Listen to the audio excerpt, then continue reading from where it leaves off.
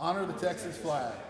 I pledge allegiance to thee, Texas, one state, under God, one indivisible. Thank you. Please be seated. Item 1C is invocation. Our friend Pastor Ronnie Mills. Welcome, sir. Let's pray.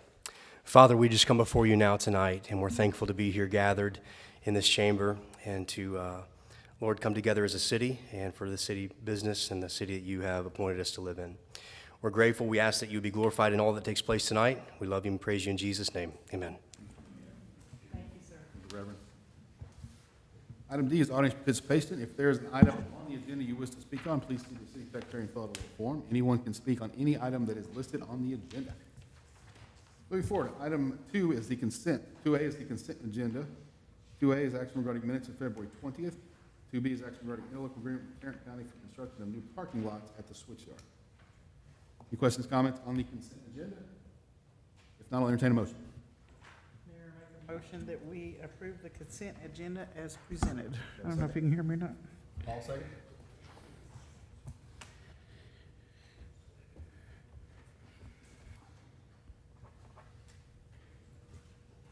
Motion passes. Let the record reflect we do have a quorum. We have 6 votes. Thank you all for coming. Item 3A is employee recognitions and presentations. Manager Gabe Ray. Mayor and council, happy to have Chief Spears from the fire department with us this evening to introduce the new faces.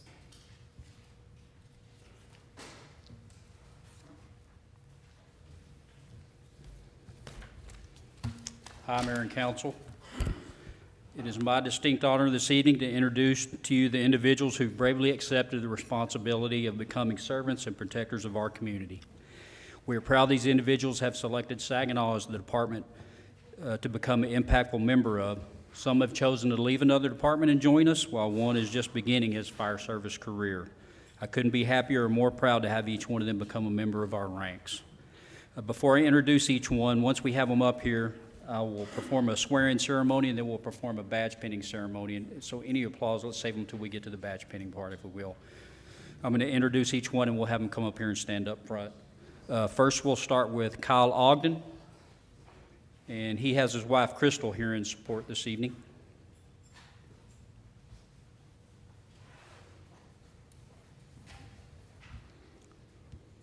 Next is Andrew Castillo. His mom, Liz, dad, Mario, and sister, Giselle, are here in support of him this evening.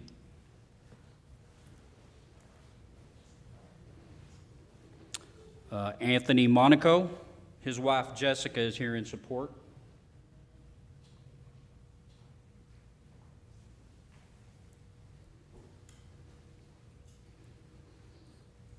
Levi Hickey. His wife, Haley, daughter, Zoe, and son, Caden, are here in support.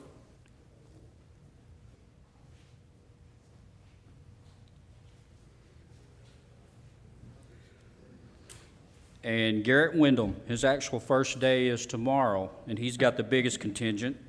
His mom, Jennifer, dad, Michael, sister, Callie, brother, Cameron, and his girlfriend, Taryn, are here in support. All right, guys, we ready? If you will, raise your right hand and just repeat after me. I state your name. Solemnly swear as a member of the Saginaw Fire Department to courageously and faithfully serve and protect the citizens of Saginaw, our surrounding communities, and my fellow brothers and sisters in the fire service. I will abide by the policies, regulations, and laws of the department, the city, and the state of Texas. I fully acknowledge and accept my duty to act, to put myself in harm's way, and extend all effort within my power to protect and save the lives of others. I will always conduct myself on and off duty in a manner that reflects positively of myself, the city, my department, and the fire service in general, so help me God. All right, all right. Now we are going to perform a badge pinning ceremony. We're going to invite some family members up here to place the badge on each of their uniforms. Really, that symbolizes the tremendous family support and understanding required of this profession. It truly does have an impact on their family. So first, Crystal Ogden, will you join us up here?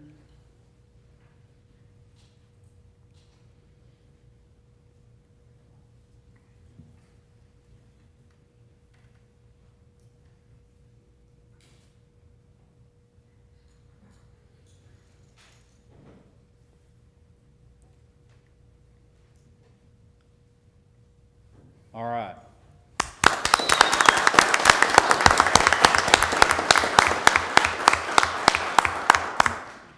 Mr. Mario Castillo.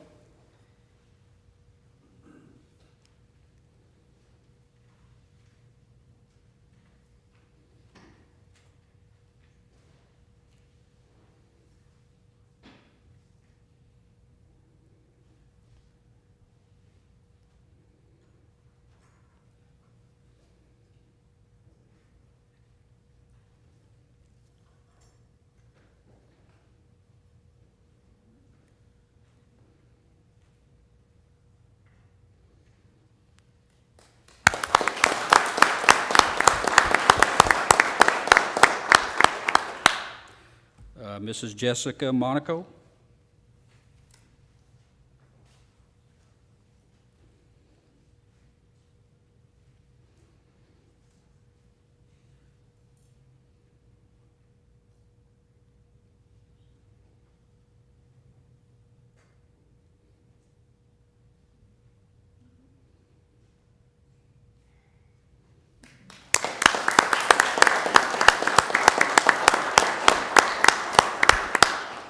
All right, Mrs. Haley Hickey, Zoe, and Caden.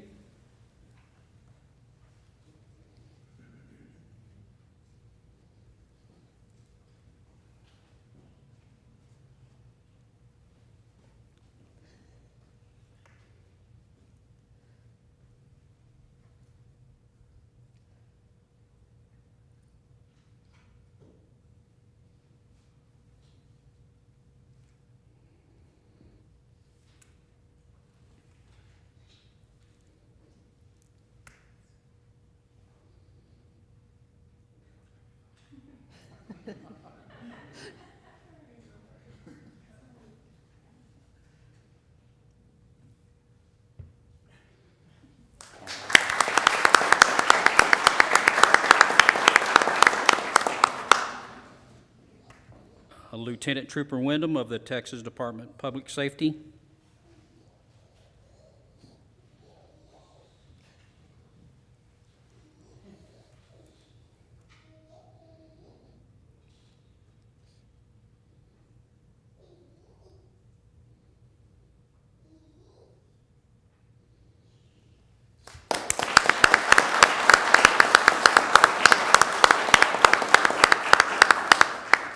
Thank you, Mayor and Council, for letting us recognize these new individuals to our city. Let's send them off the proper way with a big round of applause. I know they'll make us all proud.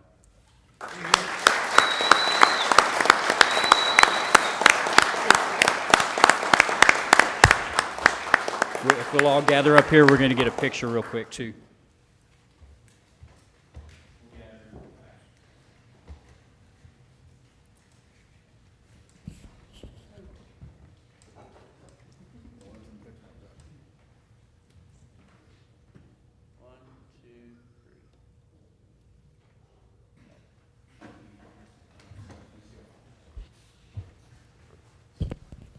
Thanks again.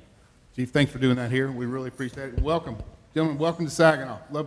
It's great to have you all here. Look forward to it. And thanks for the families for coming out, too. Thank you.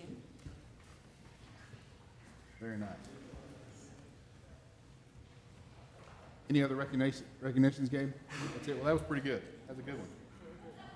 All right, item 3B, 2024 Rental Inspection Program Overview. We're going to start with, I think, Chris and Jared. Welcome, gentlemen.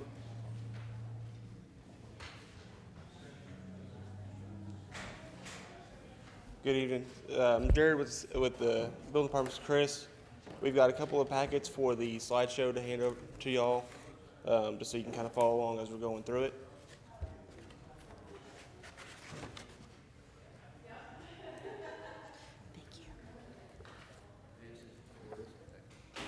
Thanks, sir.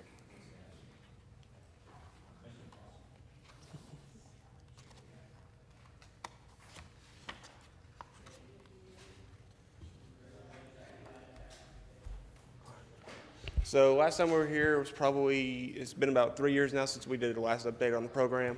So what we did is we took the numbers that we got last year and 23 and compared those to the numbers that y'all saw last time we were in here, giving y'all an update on the program. So this is just our numbers up front of what we did last year. We now, as of last year, we have just shy of 2,400 different rental units in town. Our single families up to 1,231. Multifamilies up to 977. Code cases have increased as well with the increase of rentals that we've gone through. The numbers there as far as identified, approved, active, and delinquent is the different stages that we have as far as before registration, they're identified. Once they are registered with us, with the city, they become approved. Once they have passed inspection, they go to active. So those case statuses vary every day. Depending on where we go, what happens with the inspection, what we drive around and see in town as far as, hey, is that one part of our program? It's not. We've just identified a new one. Those numbers are constantly fluctuating. Last year, just for the rental inspections alone, was 9,681 inspections. That's 4 inspections per rental property. We look at the mechanical system, plumbing system, electrical system, as well as the building upkeep and property maintenance. And that's done with primarily 2 dedicated rental inspectors. The next one here, we have several different developments going on right now that include multifamily. These total up to roughly 1,157 more units coming into the program. And that's just the stuff that we know of as far as if seen plans for or are actively being built, just like the, what is that over there? The Grand across 287. They haven't been fully introduced into the system yet since they have not finished their construction phase. They're waiting on final inspections for 3 buildings? 2 currently. Two buildings now. And then we also have the Victory Group project that has proposed 1 mixed-use development in there, which can contain multiple complexes or what have you in there, depending on what they send in, what plans come through. And then the comparisons that we have here, we have the red, which is the 2023 numbers. The blue is the 2021 numbers. And those numbers come from, like I said, the last time we came in and presented to y'all. We have increased single family by 148 units. 148 properties have entered the system since the last time we were here. We have gained 264 multifamily, and that's with 1 complex, the Cobalt Apartments down on 156.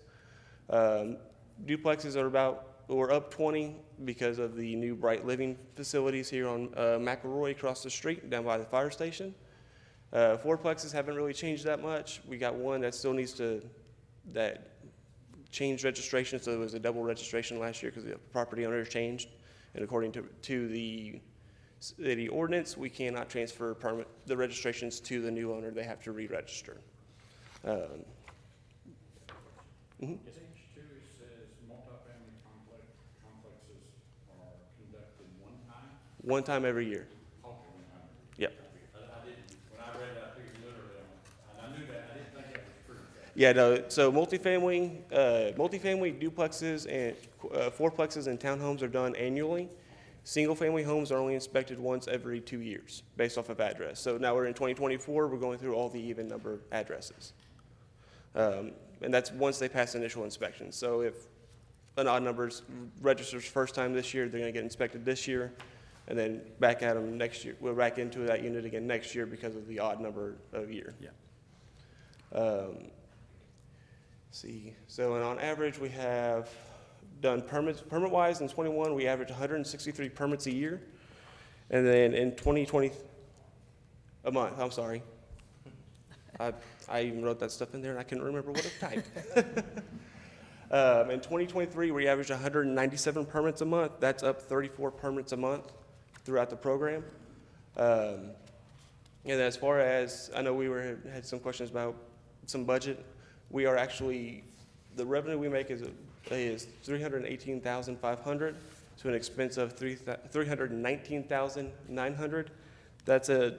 We're in the negative by about $1,400 as far as numbers go. I think I have one more, or is it straight to pictures? It's inspection items, that's right. And then we have a couple of inspection items. These are things that we go in and look at the house, what we're calling out. These are common items that we see throughout properties. It can be functioning door handles and locks, foundations move in Texas, things happen. Doors get out of alignment, locks stop working. We have smoke and carbon monoxide detectors. That's something batteries need changed out every year. Hoping people get those changed out. As far as tenants go, some are really good at it, some like to take them down and lose them. Then we check the electrical outlets, switches, make sure they're working correctly, make sure everything is covered so none of the little ones can get their fingers in there and feel that sting, because that's not fun for anybody. We verify property addresses that are posted on the properties. This is to help identify the property just for inspection purposes, but most importantly for our first responders and emergency services. So that way if they get called out to a property and they're given an address, it's easy for them to drive by and identify where they need to get to. Just for my own, because I don't, do we have an ordinance on a general, what size our house numbers need to be, or is there even an ordinance in Saginaw that we have to have? It's through the property maintenance code. If I'm remembering the code correctly, it's 4-inch letters, about ½ inch in thickness, or I can't remember the numbers. I can't remember the numbers off the top of the hand, but it comes from the code books. There's a size There- regulation for it. Well, I just fixed mine, so I mean. We also look at the plumbing system. Again, that's to make sure there's no water leaks, no issues there. Everything's working correctly. Make sure the sanitary is going to the sanitary, water staying with water, for the potable water staying potable and not getting cross-connected. Sorry, I was talking to, when you have the hot water heater, and you have to have the pan under it, does the pan also have to be plumbed to It depends on the situation. So most cases will require a pan drain of some kind that can either take it to the exterior of the house, or if it's in the garage, it can actually go to your garage floor. it If can go there's, onto the floor and out? as long as you have the garage lip, Yeah, and there's actual drop down so it can't get back into the framework.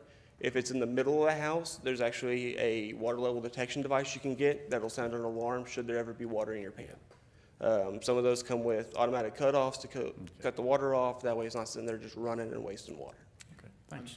On the back, do you guys make sure that they do the backflow if they have irrigation? Yes.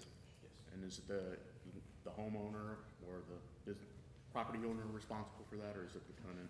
It's mostly the responsibility of the property owner to make sure those things are there and get tested annually as far as your irrigation double checks or any other backflow device that's needed that is testable. We also require hose bib vacuum breakers on the exterior spigots. It's a little anti-siphon device to where if you're out watering your plants, filling up a kiddie pool for the kids, giving your dog a bath, something like that, should your house lose pressure, keeps it from getting back into the system. So, I mean, it's minor things as far as what's required. The irrigation one is required by code as is already. All new irrigation systems that go in come with a lead-free device. We look at the interior of the houses as well as far as for accessibility, the ability to get out in case of an emergency, as well as access just throughout the house itself. We do check bathroom exhaust fans, make sure they're functioning properly to get that humidity out of there so you're not dealing with growths, molds, mildew, whatever you want to call it. I can only call it growth because I'm not certified in that. So that's always fun one to explain. What do you mean by growth? It's like, well, I can't call it one way or the other.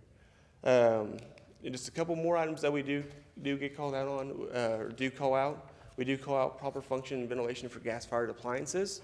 This is everything from stoves, water heaters, furnaces, and everything in between. Making sure the vent pipe is hooked up correctly so you're not getting that carbon monoxide stuck into the house. We do also look for sanitation and pest control. Depending on how the severity of it or what's causing the issue, it depends on whose responsibility it is to maintain and handle. Vacant property is 100% on the property manager and owner. Once it's occupied, it's up to the tenant to maintain it in that condition. If it's something the tenant is doing inside as far as not being necessarily clean and is inviting them in, then it's up to the tenant. If it gets bad enough, they're both get responsible, and then it's between them. If it's something outside the tenant's control, we ask that the property manager and owner step up to help, and a lot of them do, especially when there's no cause for it inside the house or property. We do also check for operable windows and with window screens. The operability of windows is extremely important in bedrooms because your window is considered your emergency egress point. So if you can't get out your main door of your bedroom, out the window. That's the best way to do it, and you gotta make sure those things are functioning and operable and can open up to let somebody out. So any room has to have 2 egresses, right, per fire code? I think just one. Just- One egress point per fire code, I believe. That would be correct? Yeah, there's no way for us to enforce to have a window and a door in each room. If they do have a window or something, it has to be operable. Okay. But that door could be hot on the other side, so that window typically doesn't have another room there, so that's your safe way out. Okay. Not through the door. We also look to seal exterior penetrations. This helps out with the pest control and as far as keeping bugs and everything else out, as well as helps with the energy efficiency of the home. Keeps the air you want inside and keeps it from just getting that hot air in the middle of Texas summers into the house, making your AC run more and more and more, and just using up the energy. We do look at maintaining fence pickets and posts. As far as this goes, if it's there on property, we ask that it be maintained in good working condition. That's straight out of the property maintenance code. These are required if you have animals and you're utilizing your backyard for the free run area. As far as the animal enclosure, I believe is how that reads for the animal control stuff. And they're also required around swimming pools for safety purposes, to keep unknown people from going into the pool and you're inside not paying attention to it. Sorry. Ask me again. What's that? Were you asking me something? I No, sir. apologize. No, you're good. I'm trying to run You're some good. information for somebody. You're good. We also look for proper grading and drainage around the property. This helps prevent with stormwater runoff, flood control. It also helps protect your foundations from getting washed out underneath and causing major foundation shift. We do enforce some natural vegetation growth. This is fire safety, keeps the community looking better, as well as, again, it comes back to our city ordinances. We do have a high weeds and grass ordinance, so we do look for that as well as we going out there. A lot of times, what I'm calling out for the rental side of it goes is keeping trees back off your roof line, so that way you don't have the damage from the wind and the branches and everything else rubbing on your roof, causing you to have to then go and replace the roof because you now have a leak. Our next set. So Jared, real quick. Yes, sir. I'm looking at this list. I would characterize all this, and would you, as health and safety. This is not cosmetic. This is all health and safety of the tenants and health and safety of the building. Correct. That's really what you're looking for. Yeah, that's the main thing we go into. People ask, I got asked this a lot today because I was going through an apartment complex. What's this for? Fire, life, and safety. That is the main focus of the inspections. The other stuff helps out with that because you reduce the risk of damages to the house, which can cause leaks, can cause cracks and foundations and shifting, everything else like that. So it all ties it back into that. So it sounds like, well, why are we looking at grading and things like that? Well, because your foundation is going to shift, locks aren't going to operate, could cause bigger issues down the road. Thank you, Jared. So we do have several pictures here of some examples of things that we have seen out in the field going through these inspections. Our first picture is going to be a water heater. This is a plumbing facility that is not hooked up properly. There's also a gas-fired appliance that is exhausting straight into the room that it's located in. I believe this was in a garage, if I remember correctly. But you can see the vent's not connected, so it's just putting all that burnt gas there into the garage. Your TMP, which is your temperature and pressure relief valve, which is a valve that keeps these things from making the news, is not hooked up. So that water is coming out at roughly 120 degrees, and no, 210 degrees is the most common one. 210 degrees, 150 PSI. 150 PSI. So it's coming out very, very hot, very, very fast. And your water cutoff, as you can see, is up there located on the pipe to the right behind that valve. And that is your water cutoff to get that to stop going and stop putting water out into your garage. What's the national standard for the temperature to be set at on a hot water heater? Thought it was between like, 125 and 140 is the that's what I safe. was thinking. Yep. People's got their thermostats a little high, don't they? They do They turn do. up a little bit higher than that, but that's the safe range is 125. Yeah, definitely. That's right. I say, Evidently, yeah. it's scalding showers. That's why it says caution if you go too far over. Yep. Our next slide is going to the electrical system. This is a condenser cutoff switch on the outside part of the house. It's missing its cover plate for the exposed wires there. It should have a plate on there, and all you should be able to see is that breaker. Again, this is outside the house, so anybody can walk up next to the house, open that up, and your wires are right there for somebody to grab. You don't want that to happen. Our next one is going to be an actual full electrical panel that is missing its cover. Again, if you're in the panel as a homeowner turning off breakers, trying to figure out what's going on in the house, or turning something off to work, you don't want to be able to access the wires unless you're intending to do so. This one's actually located on the outside of the house. This is very common here in town, especially in the older parts of town. Most of our electrical panels are located either on the outside in the backyard or on the side of the house right next to the meter in the old parts. So some of us, well, not some of the people here in this are not electricians. So can you go back to the other page and tell them exactly? I mean, it's rusty, but that's not the violation. That's not the call out here. Yeah, so what's the violation It's here? missing the cover, the interior cover, just like you would see on your electrical Right. panel at the house. Got you. Yep. It's missing that cover to protect yourself from the wires. Right. Yep, shock That's absorber. good. Yeah.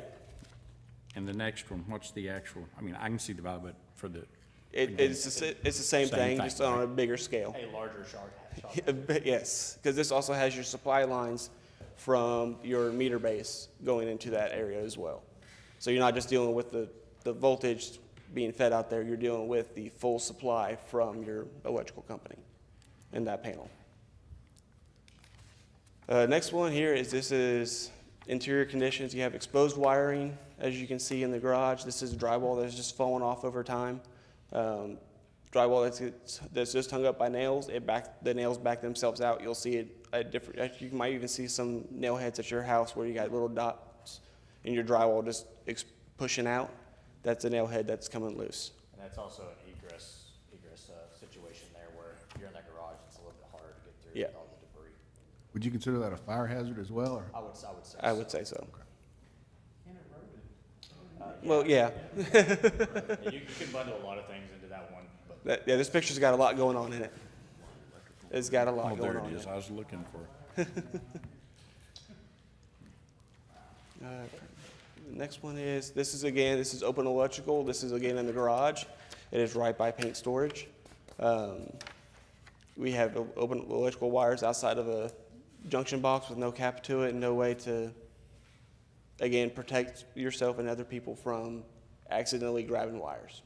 Because that's, I believe that's on an exterior wall. I think that's in the garage, I believe. So that'd be in the garage, so there might be some chemical, of course, with the garages, there might be some explosive chemicals like gasoline or paint thinners, of course, with paint being there. Yeah. So by having those properly capped and not having that hazard there, you would possibly be a fire hazard, shock hazard.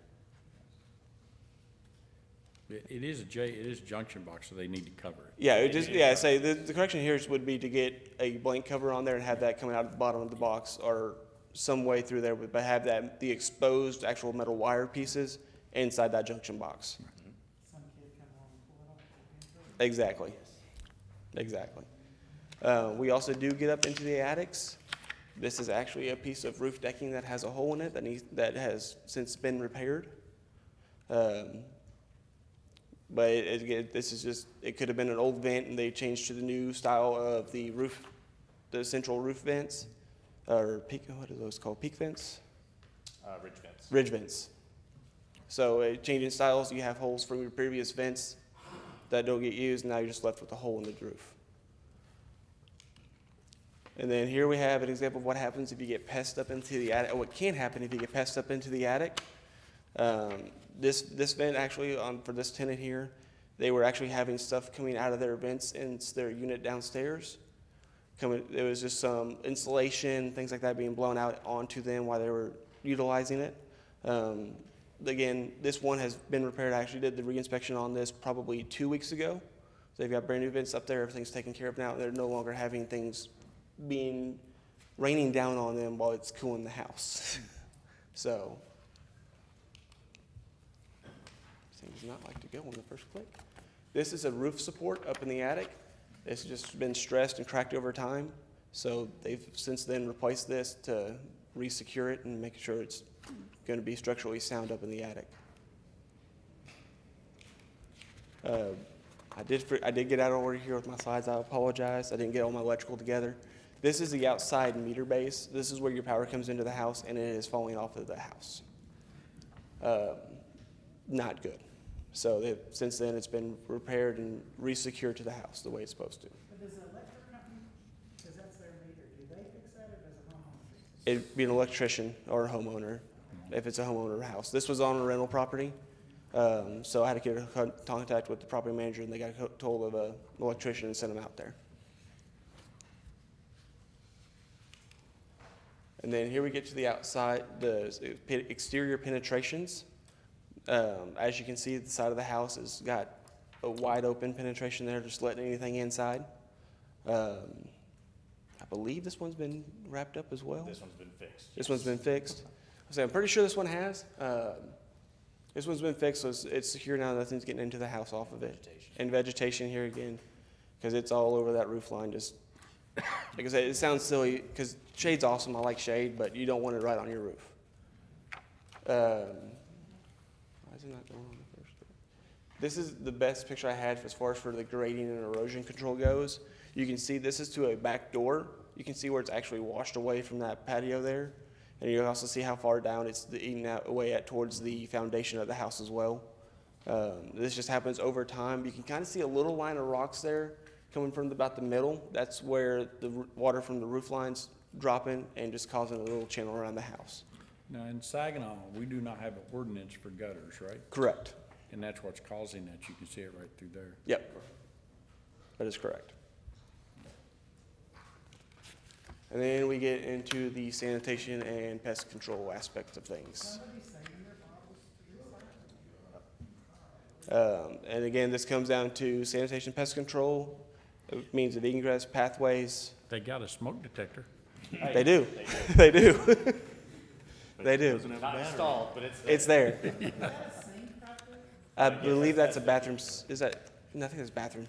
That's a bathroom? That's bathroom. Yeah. That's bathroom. That is nasty. And this is the living room. Oh, is this a part of it too? This is that same Same one. same unit. Yeah, it doesn't show. Where the trash can is y'all? I believe this unit was like right next to a dumpster, if I'm not mistaken. Are you serious? Yeah. Yes. So, this is, Well, there's a trash can out there. not saying, but it's just it's what we walk into. Yeah. Yeah. And of course, we're just like this, we're not suited up or anything like that whenever we walk into these houses. Now, No, if it's- we know that they're like this, we might take other actions to. Protect for our safety, ourselves. But Yeah. this is what we walk into, so, If you open the door, you don't have hazmat suits in your truck? no. No. Well, I'm assuming, We can get certain suits and masks and everything like that, well, yeah, yeah, I mean, but yes. I'm assuming, because if it was me and I walked in it, I'd take a few pictures, walk out and say, look, Yeah, y'all gotta that's- clean this up That's- before I can That's finish about the what we did. inspection. That's about what we did. Yeah, somebody has to go, yeah, you're correct, we don't wanna walk into that, so. Yeah. So the next few slides is the same thing as health and sanitation. This is in the kitchen. You can actually see, if you look right there next to the microwave, you have some feces from, I think it was rats or something like that in this one. This is the same house? This is a No. different house. No, this is a different house. Yeah. So, yeah, this is an actual occupied house that they had gone into, and, just wasn't in the same shape as the last photograph, but as we go along in the pictures, you'll see what they started to encounter in this home. Tell me they didn't have kids. They did. We go to the, I believe this is still kitchen. Yes, I believe, yeah. Yeah, this is still in the kitchen area. As you can see, like, it's not clean. There's things that have been left out for weeks sometimes. Again, like I said, this is just pest control sanitation. We're not saying you've got to be sparkly clean, but at least let's not invite things in. We go to the bathroom. They actually had no working plumbing system. They were storing stuff in jugs and the tub and everything else. And then, also, whenever I had gone into the house, this was after this was the case, they were still in the process of cleanup, doing a follow-up inspection. You can see like the box of ramen noodles over in the corner there, they actually had a little, crock pot set up in the bathroom, and it had food in there, like they were cooking in the bathroom. Yes, ma'am. Yep, With kids in that house.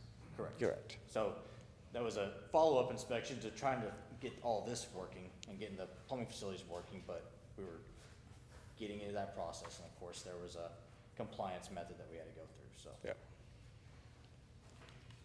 And then where you go into one, I believe this is one of the kids' rooms, if I remember right. You can see there are holes in the mattress. The only thing we can think of that makes those is rats and mice. Again, it's just, these are some of the conditions we walk into. Next one, I believe, is of the same room, just on the other end of the bed. It looks like there might be a little bit of growth started on that back wall as well, or it could just be a shadow from the flash, I'm not sure. This is I believe the same bedroom based off the comforter. But again, it's just stuff everywhere. All of these pictures are the same house, right? Yes. 2021? Yeah. Yeah, after the second one of the living room, this is all now the same, different but same house to the. Did they ever clean it up? Yes, they did. This has been rectified through the program. Yes. So every house you go to, they're expecting you, is that not correct? That is correct. So it's even more amazing that you would find these conditions. Yeah, so the way that we schedule inspections is they pick they pick a specific date and a specific time for us to show up. We don't go around just go knocking on doors saying, hey, we're here for your inspection, it's today at this time. I have these things that are scheduled months in advance. For instance, I think my next week I have probably 40-something inspections, 40 properties already on the schedule, ready to go for next week, and those have been there probably for about at least 2 to 3 weeks of people expecting me, having the calendar dates, having the time where we're going to be there. So and it's every 30 minutes as far as time frame wise for us to be there. So my first inspection starts at 8:30, I stop at 11. So that's 6 or 7 in the morning.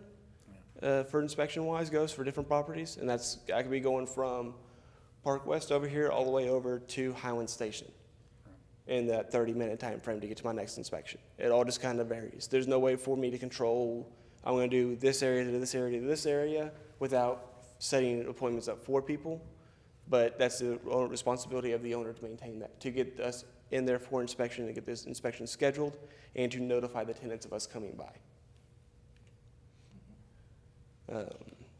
And this is, again, it's in the bedroom. You can see there's a penetration there. It goes straight to the outside. It's wide open to the exterior elements, bugs, pests, you name it.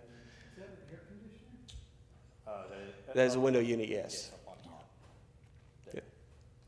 So that wall was completely open. Like you said, to the outside, you have food, and if I remember correctly, the food that's been sitting on top of that Coca-Cola machine, it had tons of growth inside of there. It's been there for more than 2 weeks, I'm sure. And there's just no sanitation, cleanliness going on in this home. And they knew y'all were coming. They knew we were. They knew we were They coming. thought that was gonna pass? Yes. So I got a question. So the exterior damage, that would be the responsibility of the property owner, correct? How would that work? So it would depend on the situation. So if, let's say there's no animals involved, and then damage happens to the exterior of the home, 100% property owner, because it's going to be natural causes for the most part that cause it, unless somebody can articulate a different way for that to happen, or it's visibly noticeable, like something different happened outside of Mother Nature. But we don't go in there and call out, hey, who's responsible for what? We go out and call, here's what needs to be corrected. In each party, depending, because everybody's lease is different, especially if you're in a owner-managed property.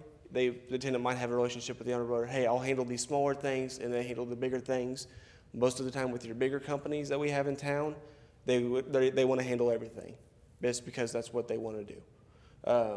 Now, if it's somebody, let's say, for window screens, for example, for the windows, if they're in the backyard by the front door and they've got two big dogs and the window screens are torn up, I think we can all pretty much agree what happened to those window screens. The dog jumped up on them, scratched them up, and they would put that back on the tenant. So is there a city ordinance that all windows and houses have to have window screens? That is straight out of our building codes. So straight out of the building code books. So anybody who has, us, if we have a house, If you have an operable window by code, what's operable? openable. Open. We can go up, down, side to side. Okay. Yeah, if you can open your window by code, you're supposed to have a window screen on it. And that's for ventilation, because that screen keeps pests out, keeps leaves out, keeps Mother Nature out. You said from code, that's not Saginaw code, that's like COG. That's building code. That is Building- national building That's code. gonna be- Okay, Yeah. thank you. And again, this is hallway. I think this is after cleanup started, because the counter looks kind of clear. We're getting closer to clean up there. I think 9/4. 9/4, we were, no, that's the same day. So that might be, this is a different bathroom. Jack and Jill bathroom. Yeah. probably.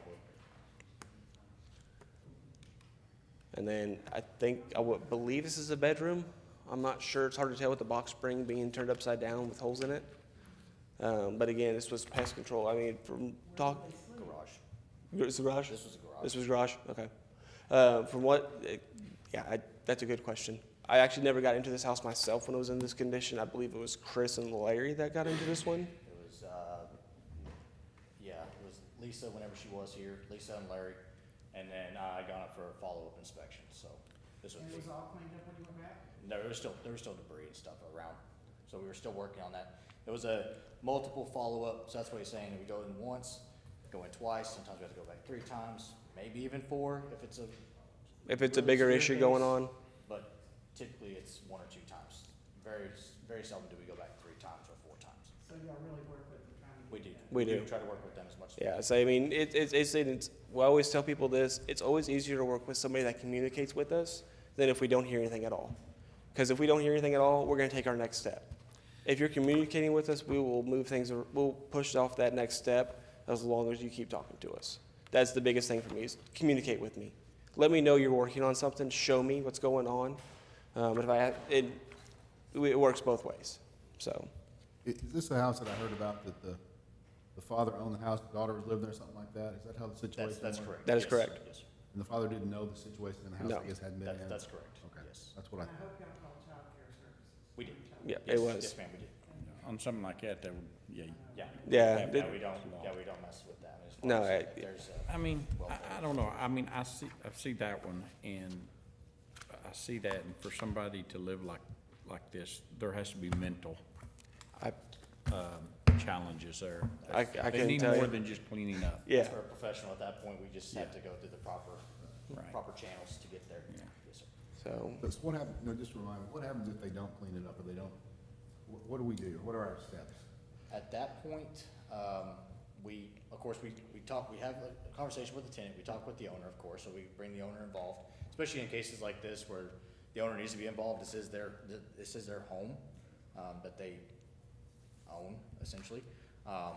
So we give the owner an update of what's going on. We give them X amount of time to come to compliance. I believe it's 21 days is per our Yep. ordinance.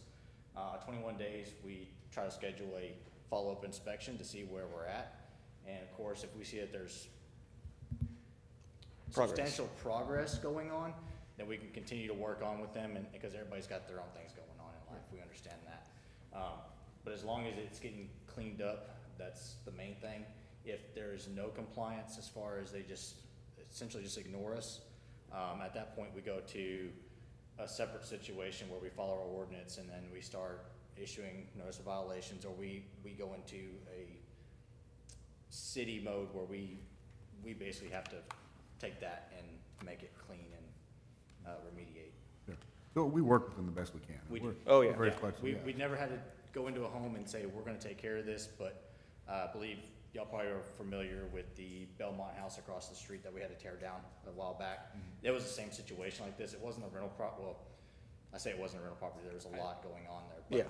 But we had to go in and clean that up ourselves. I'm guessing that this is more of the exception than the norm, that these photos that we've Yes. seen. Yes. What percentage of the properties that you inspect, or would you say in this ballpark condition? So as far as in this ballparking condition, this is probably the worst house I've seen Okay, specifically. So there's not many that breach that bar.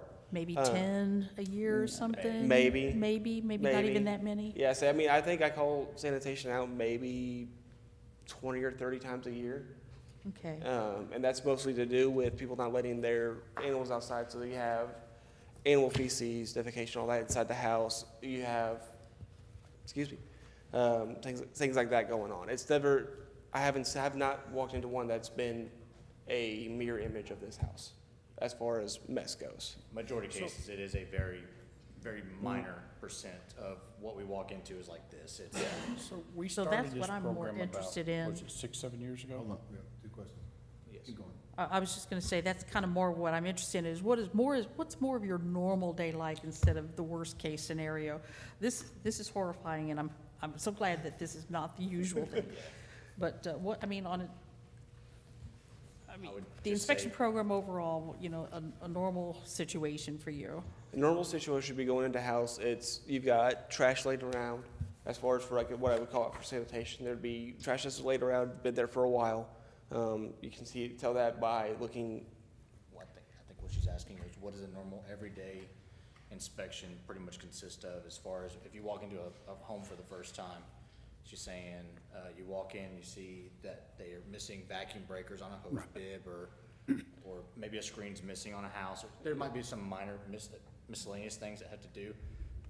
Not every situation's like this, but it is typically a normal home in a set.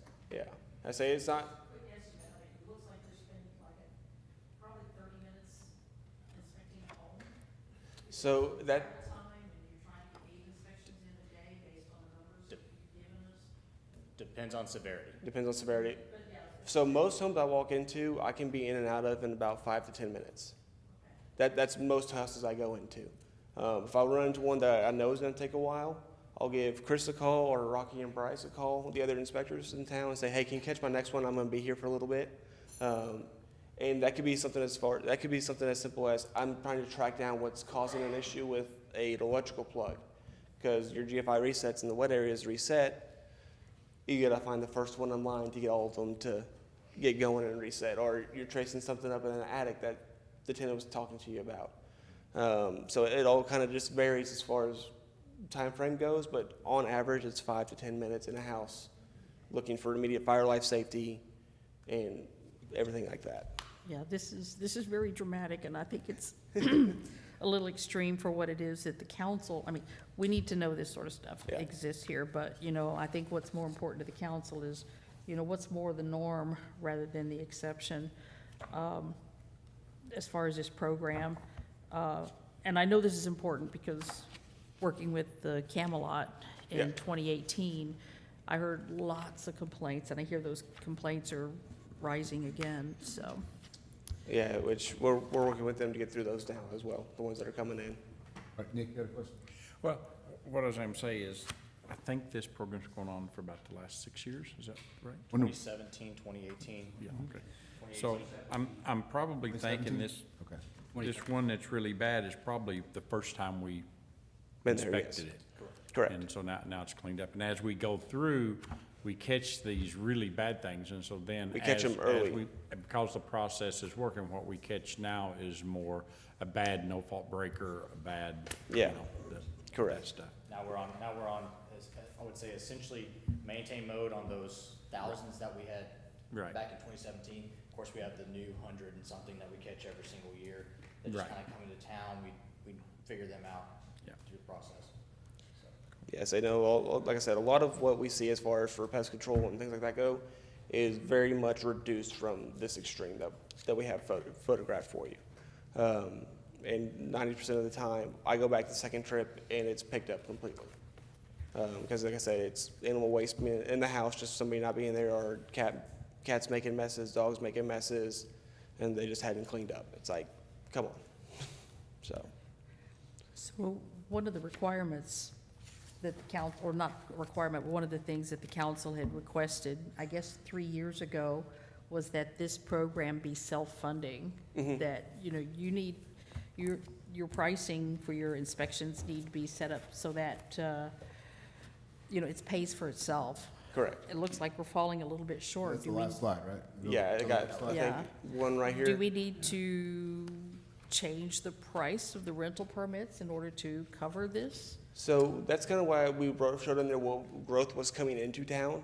You can adjust it now, but then we could end up making more than what's needed to, more than enough to cover the program, because we have over, like I said, there's over 1,157 units just in, that we are aware of as far as for sure projects that have either gone through plan review or in construction or Right. one of those phases. So there's still properties coming in, so it might be something to consider, but I don't know, that would be up to y'all to make that decision. Honestly, Mr. I'm, Mayor. I'm pleased it's not losing more money than it is.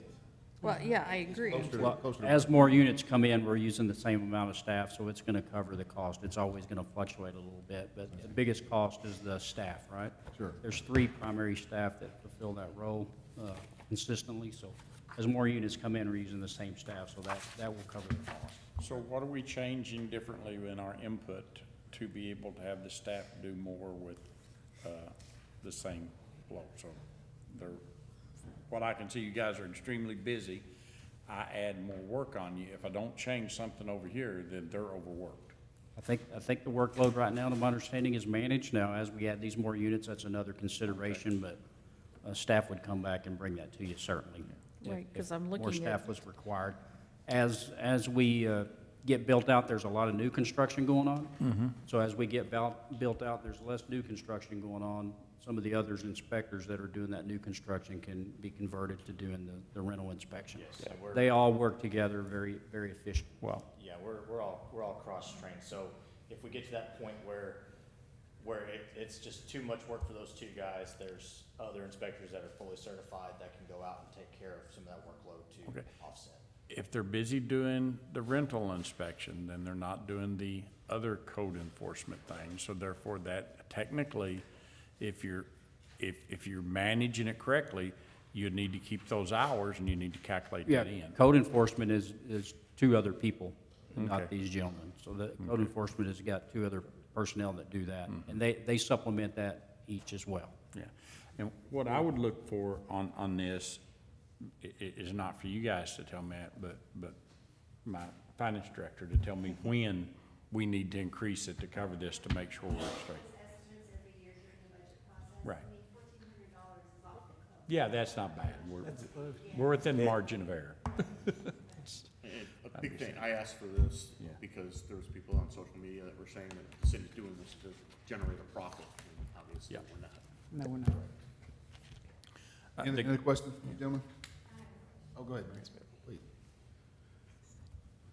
So do you happen to know how many property owners who rent out their property are out of state or far away, or? I did not get those numbers together for this tonight. I know we have a way to, as far as see who's in-state and out-of-state, we can pull that up in our system and check that out. But I did not get those numbers as far as who's out-of-state for property owners. Does it seem like most of them are kind of local? It seems like it would be easier for you to, you know, contact the person if they're local, but. Like the ones that have a Yeah. small amount of homes. Yeah. Most of the ones that have like a smaller quantity of homes are typically local.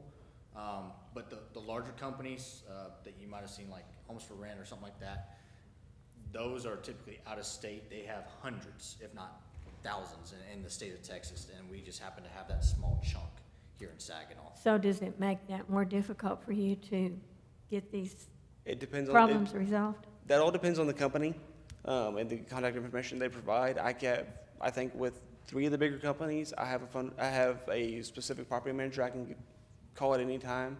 They'll answer my phone, I can let them know what's going on, and they'll have somebody out there most of the time within a couple of days to get some of the unique items going on. So y'all don't get a lot of resistance from people when they have something wrong? Not very. Because it's just best for them, right? Yes. Yeah, I'd say, Ultimately, it's. Once that standard is set, it's easier to maintain it, right? When they started out, it was really challenging. But there is one corporation, and some of them are owned by corporations. They own a little over 70 homes in town, so, but they own properties everywhere, and this rental program is caught on in multiple places, so it's not just Saginaw, right? They're used to doing that, and they know that they have to comply.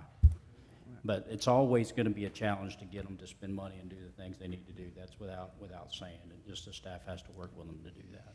Well, and let's remember, the reason we started this was from complaints from citizens, from homeowners about rental properties in the neighborhood that were not well maintained. And we're not talking about the mom and pop owner rental, we're talking about somebody that owns 100, 10, 20, that's out of state, that's whatever, that doesn't care about stuff. That's why we started. Literally, I remember, we had to discuss this how many years ago, a lady said, a homeowner said, how many rental properties do you have in the city of Saginaw? I said, I have no idea. And that's not a good answer. So, this program has helped us get a handle on that, where we are, and we had estimates, of course, but we didn't know. We didn't know how many we had, how bad they were, how good they were, no idea. So that's part of the genesis of this program, was literally complaints from citizens. And I appreciate y'all's hard work. I know this is a lot. We've thrown a lot on y'all, but y'all do a heck of a job, and you do it very well and professionally, and we really do appreciate it, guys. Any other questions for Jared and Chris? The only thing I say is, I really appreciate you putting the report together. I know since you asked some questions, I really appreciate you answering those and getting them back to me. Yes, sir. Very nice report. Yes, sir. Anything else? Well, Thank you, gentlemen. We appreciate y'all's support. Yes, we do. Thank you all Thank very you. much. Good job, guys. Great discussion. Good. All right, I think we had somebody who wanted to speak on this, Ms. Rick, please. And I'm sorry if I mispronounced your name. No, that's correct, actually. Okay. Good evening, Mayor and City Council. I'm here tonight to discuss Ordinance 2020-17, which is your rental registration and inspection ordinance. Obviously, those pictures were horrific, and we've established that those are not the norm. Our particular problem with this ordinance is not the ordinance in and of itself. We understand the need to regulate true rental properties for obvious reasons. Your tenants could be living in very hazardous, unsafe conditions. Our issue is we have a home in Saginaw that we purchased in 1995. We live there as our daughter, it's her home. So when we moved out to a property elsewhere, our oldest daughter said, hey, I'm trying to save money for my own property. Could I just stay here and you not sell it? And can I just live here so I can save money for my own house? And we're like, sure, we want to help you out. Not a problem. You just put the utilities in your name. The house is paid off. We worked very hard to pay off our house, and we allowed her to stay there. So then we get this letter in the mail that says you have to register your property as a rental. And I'm like, I'm very confused. It's not a rental. Our daughter's living there. It's her home. And so I started calling the city, and they said, well, and the wording is such that any residential premises which is rented, leased, or otherwise occupied by a person other than the owner. So that little piece in there, was reworded because that's not the true definition of a rental, if you look it up. So it was reworded to add that in other than the owner. And I get that. I did a FOIA request and got a 45-page document that only listed 1,495 properties affected by Ordinance 2020-17, so there's a bit of a discrepancy with the numbers that were on there. I'm not sure what that is. I went through each and every one of them, and some of them were very obviously owned by rental companies, LLCs, management corporations, so absolutely those need to be, those are true rentals and need to be monitored as such. Our property has never been listed anywhere as a rental, nor will it ever be, because I have no desire to be a landlord. And we are not collecting funds for that property, or we're allowing our daughter to live there so that she can build wealth toward her own property. So we really consider this a violation of our rights as a homeowner. We paid off our property. It's ours. So we do have a problem with that. Our daughter also, she would have been here tonight to tell you this, but she had military drill this weekend and had to rearrange her work schedule, so she had to pick up a shift at the hospital tonight. But she said, make sure that they know I am not on board with strange men coming in my house to inspect my home. It's my home. They wouldn't do that if you lived here. And I said, no, they wouldn't. You're right. She said, it's an invasion of my privacy. We are there probably at least once a week, or at least every other week. We go over, check on her, check on things, help her with anything. We just had to have windows installed, which were inspected by the city to the tune of $15,000, because she called us and said, Mom, my electricity bills are really high. And I'm like, okay, that's weird. Had somebody come out, check the windows. They're like, yeah, you might as well have open screens in the windows. We're like, okay, let's get those fixed. So we take care of our property, and we resent this invasion of privacy and in violation of our rights. This is our home. It's not a rental. We're not making money on it. Thank you. You have any questions for, I don't want you to sit on, you have any questions for Ms. Rick? Well, I'll start. Go ahead. All of y'all know my position on this, because I sent it to you via the, admin. So, my hang-up is, and I'll tell everybody, public, I sit here, services, is that, I lean very libertarian. I don't personally think the government has any business in your house, which is considered the innermost sanctum, unless they've got A reason. reasonable suspicion, you know, a tickable suspicion, whatever you want to call it. I'm not a lawyer, but that's my fundamental belief. I go back to the Fourth Amendment, I read it, I look at it, and boy, this is just a hard pill for me to swallow. Just because somebody does not own that property, it does not mean it is not their most sanctum of sanctums. This is their house. This is where they live in. They may or may not want to see you have a Trump or a Biden picture. They may or may not want to see that they're a flat earther. Whatever the reason is, it doesn't have to be illegal. It just, they don't want you there. And it's just my fundamental belief that, you know, that I feel we need to tweak. I think it's a good program, don't get me wrong. I like it, but I think it does need to be tweaked. And I agree with that. We have no problem. If we were renting it out, we would fully expect you to come in and make sure that our tenants were living in safe sanitary conditions. That is absolutely understandable, because we are a for-profit at that point. That is not the case here. Right. That's our home. Mm-hmm. So, I mean, I'm ready if the other council members want to talk, it's fine, but I'm ready to make a motion at the end. Do that. Mary, go ahead, please. Yes, thank you, Mrs. Rick. I'm sure that you and your husband and your daughter are very conscientious and very responsible, but unfortunately, everybody isn't. And our biggest job up here is to take care of the health, safety, and welfare of our residents, and that's what this ordinance does.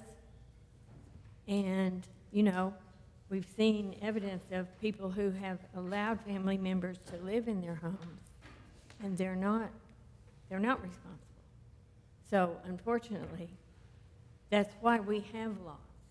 That's why we have ordinances, for people that either cannot, will not, or don't have the ability to live their lives in such a way to be a positive member of society. So that's why we have these laws. And unfortunately, you personally do not need that law, but other people do. Duly noted. However, to play devil's advocate, because people are irresponsible and drink and drive, do you agree to have a breathalyzer installed on your car to be stopped randomly for no apparent reason? You're okay with being penalized for other people's inappropriate behavior? I don't consider that being penalized, and as far as the, what you mentioned, Nick, as personal information that might be gained by the inspectors, they don't have time for that. They have a specific check. They're not interested in finding someone's diary or, you know, looking at their pictures. They have a checklist. They are certified It's not to the do point, though. that. It's an invasion of privacy. So If they have also, no legitimate reason to be there. also, you are told ahead of time when they're coming, so if there was something sensitive that you didn't want to be seen, you would have an opportunity to put that away. Oh, so we should need to put stuff away in our own homes now. So I'll state You're that, walking a very slippery slope. yeah. Right, I- let's let Cindy go. Let everybody have a- So I'm presuming that you did not register your house as a rental. I did not. So I'm guessing that the city determined that this house was a rental? And how did y'all come up to that decision? It's usually water bills. Yes. We had our So- daughter put the water bill in her name because we said, well, we're not going to, we want to help you build wealth, we're also not going to pay you to live there. So, you're responsible for your own utilities because that's part of personal responsibility. I agree with you 100%. But my question to you is, you know my last name. When I married my husband, I said, I'm not downgrading to Chadwick, sorry. I like my last name. But I owned the house before we got married. And if he were to pay the water bill, would you try to force a rental on the house because he's got a different last name than me? Yes, they would. No, they would. No, not It's the necessarily. owner occupied. I mean, But how do you know that we weren't living there? So, The but water this is, bill was in her name, but you did not know I was not also living in that home. nice to meet you. We've emailed. Yes, But- we have, and I do thank you because you're one of the couple of people who responded. Thank you as well. And thank you, you did respond to my email. However, you had no way of knowing that we were not living there other than the fact that the water bill was not in our name. Here's what I shared with you. The ordinance is written so that whether money exchange hands, there's a written rental document or agreement, it's not owner occupied. I do believe, ask the mayor's permission to have the city attorney weigh in. There's some other. So how many days do I have to live there a Well- month for it to be considered me living there? And how do I document to you that I am? Yeah, so So- if you were the property owner and that was homestead, right? That was your. But you don't have to have a homestead on your property legally. You do not have to apply for a homestead. That is your choice. so I have another question, and this is for our inspectors. Her daughter grew up in the house, Yes, ma'am. okay, and she's still living there. Yes, ma'am. That's her home. That's what she's known. My daughter is now living someplace else, but she still considers my house her home.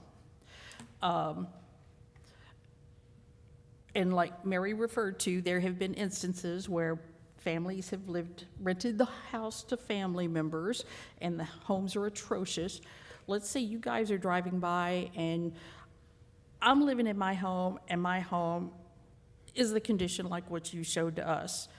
Do you, at that time, have the right to go in and inspect that house, even though it's not a rental? You're speaking on if we know that the house is in that condition? Whether it's a rental or owner occupied? If it is not a rental and it's owner occupied, they will not go in the house. Unless a complaint. Right. Unless what? A complaint. There is, okay, We legally have to go out and do a follow-up inspection. okay. Because I know you live next door to a friend of mine. I recognize your address. There's And never your been a yard, code your, violation, your, never been police called to the place. She your lives not, very your yard quiet. is nice. Your house is nice, so So I is just, our pool. I don't see, a reason why the family should be penalized just because extended family is staying in the home. I mean, in spite of how the ordinance is written, I just don't think it's exactly fair because families, my personal opinion, I wouldn't consider that a rental either, and I stand with you It's not a in rental. this, and I think that we need to look at possibly revising this ordinance, and that type of thing. If there is a reason, if there is, a complaint, If you drive by the house and see trash piled up in that window, please call me because somebody's getting thrown out on her butt. That's all I can tell you, but we are there at least once a week. She was given very strict guidelines for living there. You are not to be a nuisance to the neighbors. This is not the local flop house for your idiot friends who don't want to keep a job. If we get called because there's a party going on there, we're coming over and it's not going to be pretty. You're going to be more worried about us than the cops showing up. that we're a military family, she's a military person, and she knows better. So if you do drive by and see that place trashed out, pick up that phone and call us. He's retired, he'll be over there in half an hour, and we'll take care of it. It's not a problem. But I am tired of being penalized for other people's inability to take care of their business. All right, Valerie, keep going on, Mayor Pro Tem. No, I'm gonna be quiet. You have any thoughts? Yeah. I'm gonna be quiet. Paul, Okay. haven't heard from you. Yeah, I'd like to see us amend the ordinance to include, to allow immediate family, being son, daughter, son-in-law, daughter-in-law, and parents, be considered, if they're living there to, Yeah, I mean, if I have to bring my mom to come up and live with me for a couple of weeks because her health, is my house now a rental because of Not if that? you're still living there. But like I said, if I gotta put a But- water bill back in my name and stay there 1 or 2 days a week, then that's what I'll do, because it's my house. Yeah, but I mean, I may have to leave my mom at the house and, go off for a weekend. You just never know. Now my mom's there alone. Now it's a rental because, That's not. there's no time That's not limit. the definition of rental. Yeah, but she's right, there's no time limit. How long did I have to be out of the house before it became a rental? So I have a couple. I'm just saying, I think we can make allowances. So my question is, and this is a legal question. So let's say we do make an allowance for family members. However we call it. Are we opening ourselves up for other issues, Brandon? Will you explain what that would mean? Yeah, so it's certainly possible to create carve-outs to this particular ordinance. And Councilmember Lawson referred me to the City of Dallas exemption sheet. So basically what could happen, obviously perhaps we could take a position where over-inclusive. You could result in a situation where you're under-inclusive. So in order to get out of the inspection in Dallas, you just sign a form and say, I promise I live here, and turn it in. It says, I promise I'm related to the owner. You could start to see many applications where people just claim that Joe Smith is their uncle. I'll bring you her birth certificate. So no, listen, I appreciate that, but let me just finish. I don't want to debate with you. It's up to council to decide what to do. So, yeah, so number one, there's always going to be difficulty with the facts and ascertaining whether or not it's a true rental and non-owner occupied property, right? The other issue that I want to raise, since we're talking about constitutional issues, is as soon as you start making carve-out exceptions on the basis of things like, well, that's my sister, right? What has that got to do with the purpose of the ordinance? So what you could have is, once we start creating these exceptions, and I'm not saying not to do it, okay, but we need to look at all the constitutional issues, not just Fourth Amendment, Fifth Amendment, okay? Once you start carving these things out, the people that you start requiring to actually pay could bring an equal protection claim and say, you're making me pay and submit my property for inspections, and I don't live there, but you're allowing other people to avoid the scope of the ordinance based on a fact that has nothing to do with the purpose of the ordinance. So, like I said, I think it's certainly fine. We can create carve-outs. I'm happy to prepare a carve-out process. Alternatively, you could give staff some direction.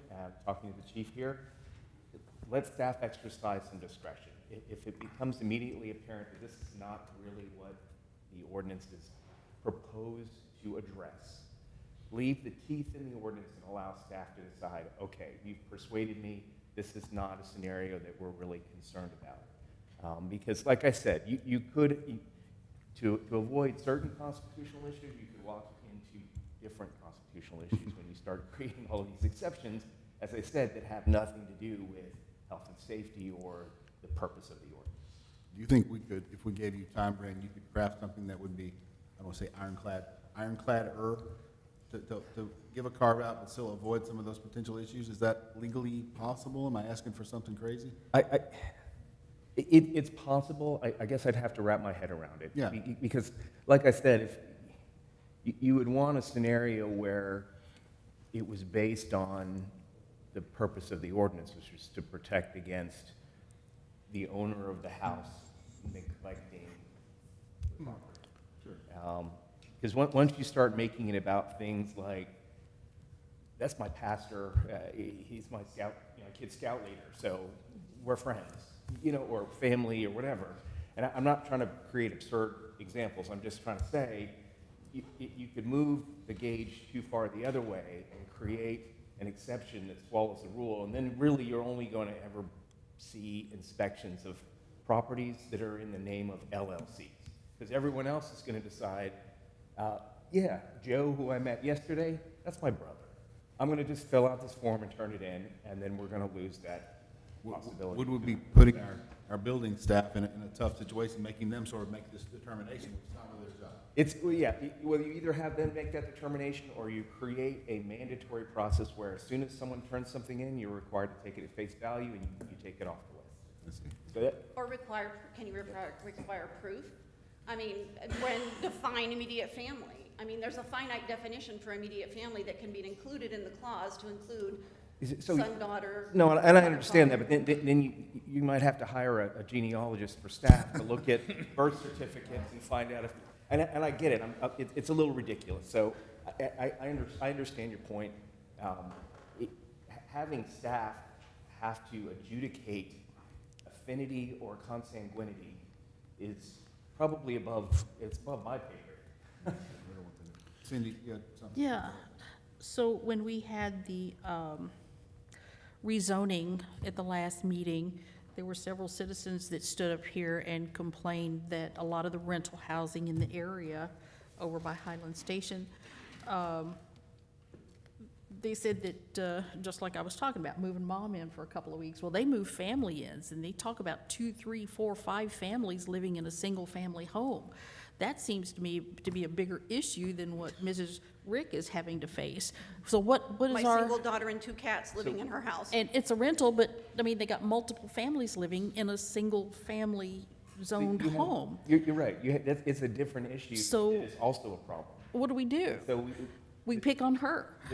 well, I'm not saying anything on her. What I'm saying is just because there's another type of problem doesn't mean you throw the baby out with the bathwater. Well, I mean, how do we enforce that? Because when I was campaigning 2 years ago, and I think, Paul, you came across this too, I came across several people said, look down that house, you see that house over there, down that street? They got 3 families living in that house. You know, why isn't the city doing anything about that? But they're picking on me because I got some trash in my front yard. And it just seems like we're trying to pick and choose, and nothing against you guys, but just listening to citizens, you pick and choose the easiest targets to fix. And do blanket ordinances rather than dealing with specific issues. But that's like saying, why are you writing me a speeding ticket? There's murderers. Well, I See understand. what I'm saying? So I'm just saying, that these are all issues, and I'll do whatever council wants to do. All right, Mary, you have- So I have a suggestion, and maybe Chief Spears and the inspectors can let me know if this would be workable. Perhaps we could build in something that, let's say, a family, and this has nothing to do with, does your relative live in the house, or is it a straight rental? In other words, this would be across the board for all homes, rental homes being inspected. If you pass, and you have this every other year, 2 or 3 in a row, same tenants, same owner, then that could be to their discretion, okay, this is good, we don't need to go back. And maybe every 5 years, maybe every 10 years, same people live there, would that be hard to keep track of? I mean, to me, it's like, okay, you've proven we don't have to worry about you. Not because your relative lives in the house, but because you are a responsible renter. Maybe if you pass a few in a row, okay, we're not going to bother you anymore. Maybe in 5 years we'll go back, or whenever a new renter comes in there, whenever a new owner becomes the owner. Would that be too difficult to administer? The ordinance can certainly be reviewed for changes. The path to keep up with that is having every home register every year. That's the paperwork process. That takes staff time. The actual act of going and inspecting the home, if it stays with the same one, that could be up for consideration. That's something that, given the direction of staff, we'd go look at that. Because would really that have way to- you wouldn't be singling out in the ordinance. You know, people who have relatives living there wouldn't get a pass just because they have relatives living there. Because some relatives are not conscientious and responsible. Some drivers aren't, some So drivers then it would aren't, not be a some case gun owners of aren't, I mean. whether or not relatives live there, it would just be a case of, is this consistently maintained over the years? Right. I don't know that that scenario fixes the problem that's in front of us, or what's going on right now. You know, there would have to be Because some how do you type know of- when that person is no longer living there if you've foregone anymore? My daughter, you could do this for 6 years, and then my daughter says, I've got enough money to buy a house, and she moves out, and then I turn it into a rental. You wouldn't know unless somebody told you. I just have another card. Somebody else would like to speak, Ms. Lawson? So, I got one thing I want to say. You want to go first? Yeah, I mean, after hearing Bren's comment, I know I got your email and you said you basically sent invitations out to everybody to come here. Obviously, you're the only one that's here. And actually, I got a lot of feedback on social media, but no, I did not end up getting I got snowed in at work. So I think if we can utilize staff discretion on incidents like this, I think it would solve the problem instead of going through and changing the whole ordinance. Ms. Lawson, you like to speak? Please. I'll let her speak before I speak then. I hate public speaking, so I'll be here like 2 seconds. It's okay. I'm just gonna say I'm someone who's rented for the majority of my adult life. And these last 2 meetings, the way we've talked about renters has been very rude. We are not criminals, we are not lesser than. And I don't really understand why, just because I'm a renter, I am all of a sudden being forced to have my home inspected in a way that the homeowners aren't. That house could easily have been a homeowner. That could have been the grandpa's house, you don't know. But because I'm renting, my house is being forced to be inspected to a degree that even my parents' house is not inspected. I have to have all this stuff, which is for safety, and I've lived in houses where I was not safe and I had to leave that house. But it wasn't because someone came in and told me, I just knew. But also, I shouldn't have to give myself up and allow someone to enter my home and have my stuff all, looked through just because I'm renting, while the homeowners who live around me are not being held up to that level of scrutiny. And I don't think it's fair to the renters just because we're renting. But I would like to say the last 2 meetings, the way we've discussed, and I've heard sitting in the back, the way we've spoken to renters, we've been called criminals, that we're the reason there's all these issues in this town, and that's just not the case. Most of us are just people who are trying to get by and just happen to rent for the time being. That's all I Thank you, want to ma'am. say. Appreciate it. I do have one question, though. When she said that they look through all their stuff, y'all don't go through all their stuff. Y'all just walk through and see visual stuff, right? We're looking Yeah, at, it's looking at nothing that- the house, right? Yeah, Not the yeah. property, Right? But I understand. the that. homeowners Yeah, are I knew what you were having to- saying. I just wanted to make sure that that's But also, not- there should be a reason. If I'm a renter, I should be allowed to opt out and say, I will sign this piece of paper and say, hey, I think this house is great, I'm having a good time. And then the house could be inspected upon my exit of the house when it's a vacant home. Have it inspected then. If they're missing all this stuff, that's a safety hazard, like the covers for the outlets, all the hosing not being hooked up to the water heater thing. I think all that would still be an issue when I'm no longer living there. So I don't understand why I'm not allowed to be like, hey, I'm happy here, let me opt out. And if the homeowner has an issue with me, the homeowner can then put in a complaint against me, or I can put in a complaint against my homeowner. But I don't understand why, as a renter, I'm having to do something that the regular homeowners are not having to do when it's something that could be due upon my exit from the premises. Thank you, ma'am. Appreciate it. Yeah. What I wanted to say is the 2020-17 ordinance was created by the council. And I think that our gentleman who has been doing this for the last 6, 7 years has done an excellent job with the ordinance in which we put in place. So I think they've done an excellent job, and if there's things that need to be adjusted with the ordinance, that falls upon council, and it does not affect anything negative to the people who has to implement it. And everybody, our citizens and the council needs to understand that this isn't the renter, our employees and stuff of the city who's implementing this. They're doing their job and doing it very well. I mean, I've read the ordinance. You guys are doing an excellent job.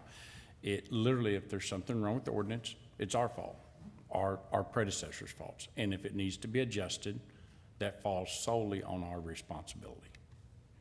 I just want to make that, because I do not in any way want it to come off as negative to the men and women who's done an excellent job trying to do the will of the council. Good point.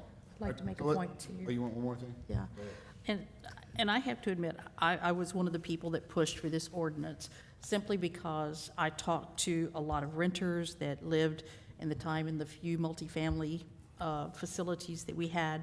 I also talked to several people who rented homes here, and they had difficulty trying to get the property managers to do the work that needed to be done to bring the living conditions up to even somewhat close to normal. We're talking about the neighbors upstairs flushed the toilet and sewage bubbled up in the bathtubs. Every time it rained, water came down the walls. Water heaters weren't working, stoves weren't working, refrigerators weren't working. Maintenance would come in apartments and bust out windows and not tell the renter that you have a big old hole in the window now, that's why you can't cool your house or heat your home. And this was the reason why I was a proponent of having a method of renters to be able to find a way to get pressure on property owners to fix the homes.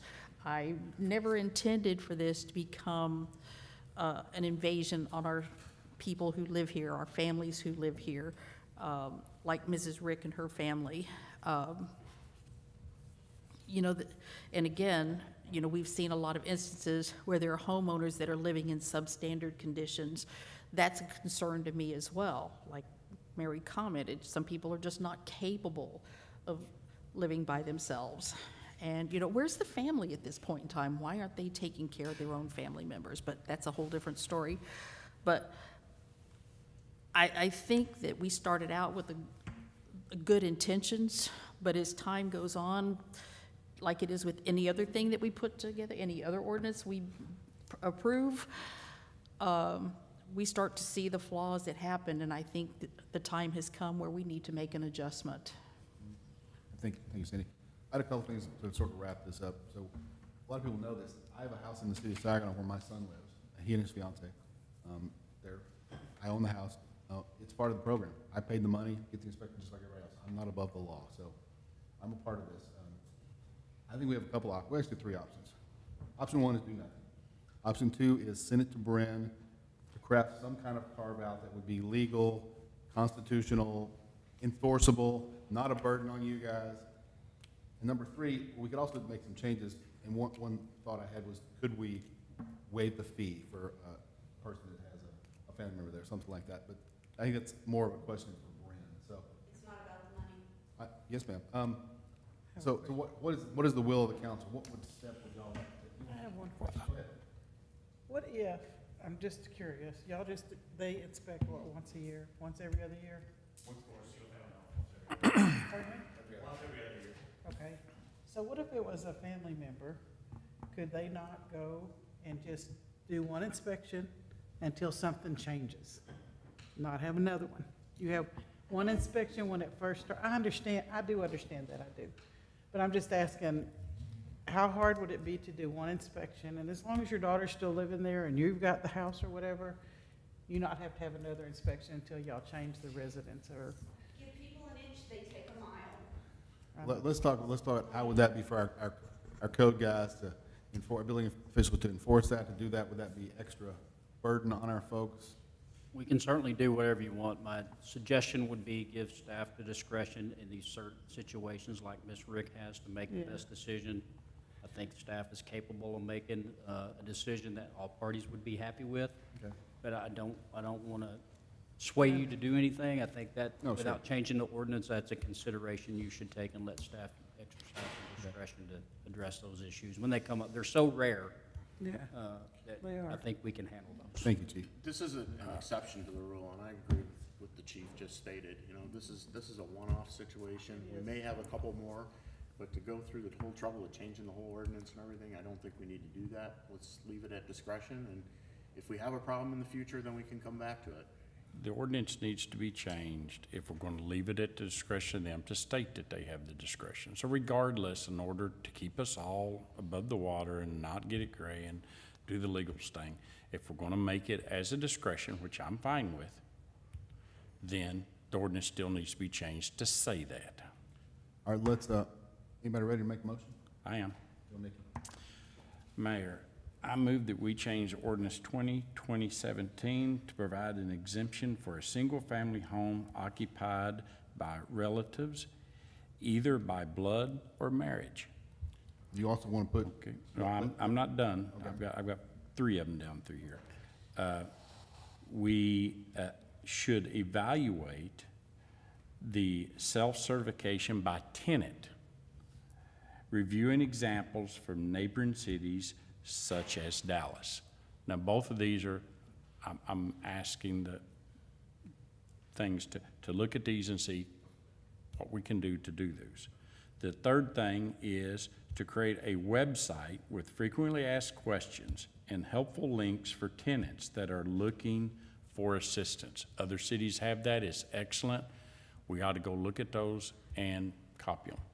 So when they have an issue, they want something, they need to go before the state or Tarrant County has help, they can go look and there's a quick sheet, they can click on it, gives them all the information they want. do I have a second? Any second? I got one more. Well, you're not done with the, No, got one more, sorry. all right. That's what I And did too. I don't know if this is true or not, so I'm gonna put it in here just to put the nail in the coffin. We will waive any monetary fees or penalties against 1077 Springwood Drive regarding any rental inspections. I don't know if there is any that we've levied against them, but if we are, we'll waive them. Then the last thing, the ordinance changes, I recommend that this be brought back before council within 90 days, the recommendations within 90 days, or the first meeting in June 2024. But I think you made like 4 motions. Bryn's got to say something. I can do them each individually or roll them out like that. Before we second or vote, I have a question of Brent, which I just do not know the answer to this question.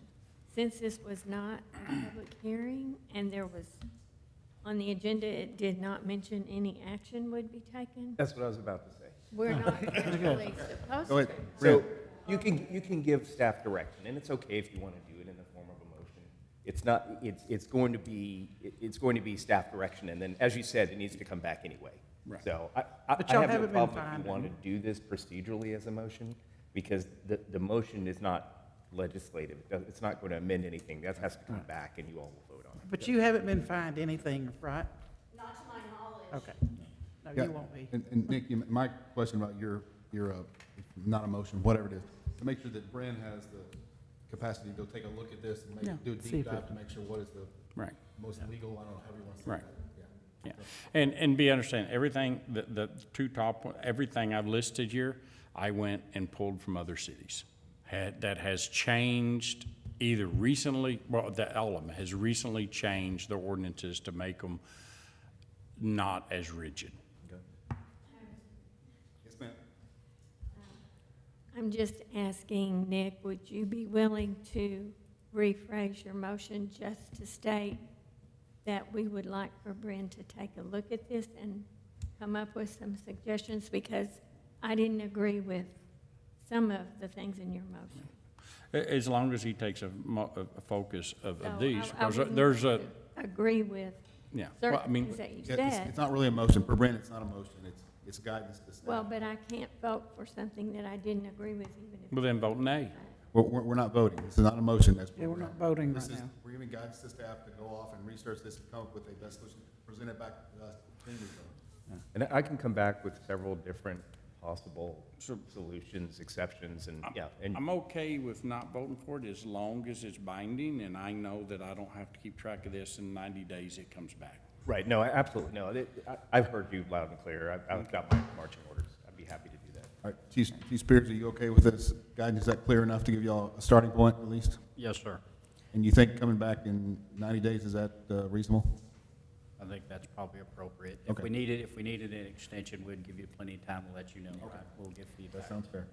Does this waive her $125 rental fee? They're not doing anything right now. She hadn't paid anything yet, so. You hadn't She's not paid doing him? anything right now.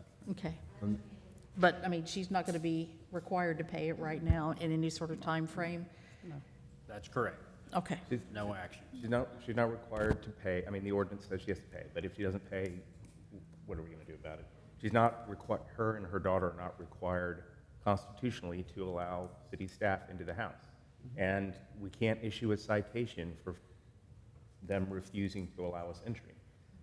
You can't criminalize the exercise of your constitutional rights. So the only recourse staff would have if, in any scenario, if someone didn't let us in, we would have to seek an administrative search warrant, and the municipal Well, court I judge. was referring to the last slide that they had where the rental inspection fee is when you apply, is $125. But she hasn't applied, so, but we're not going to force her to try to pay that before the 90 days, is what I'm asking. I don't know how we would force her to do it. Okay. We're not going to sue her for $125.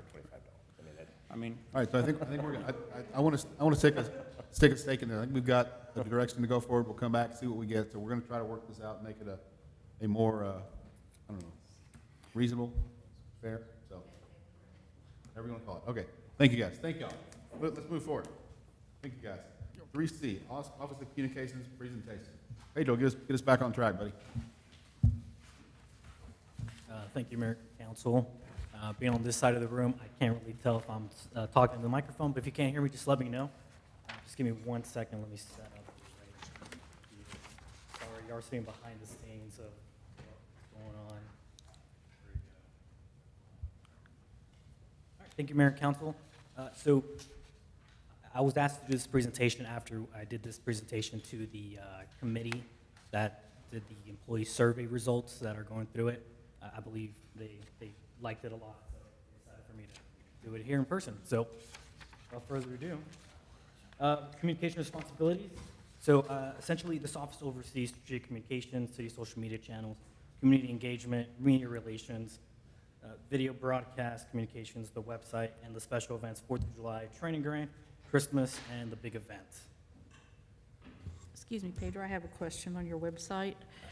You have a lot of pages underneath the major website, especially those that belong to boards and commissions. Who's responsible for updating those? So you want to hold that till I talk about the Yes. website? Okay, cool. I'll write it down then. So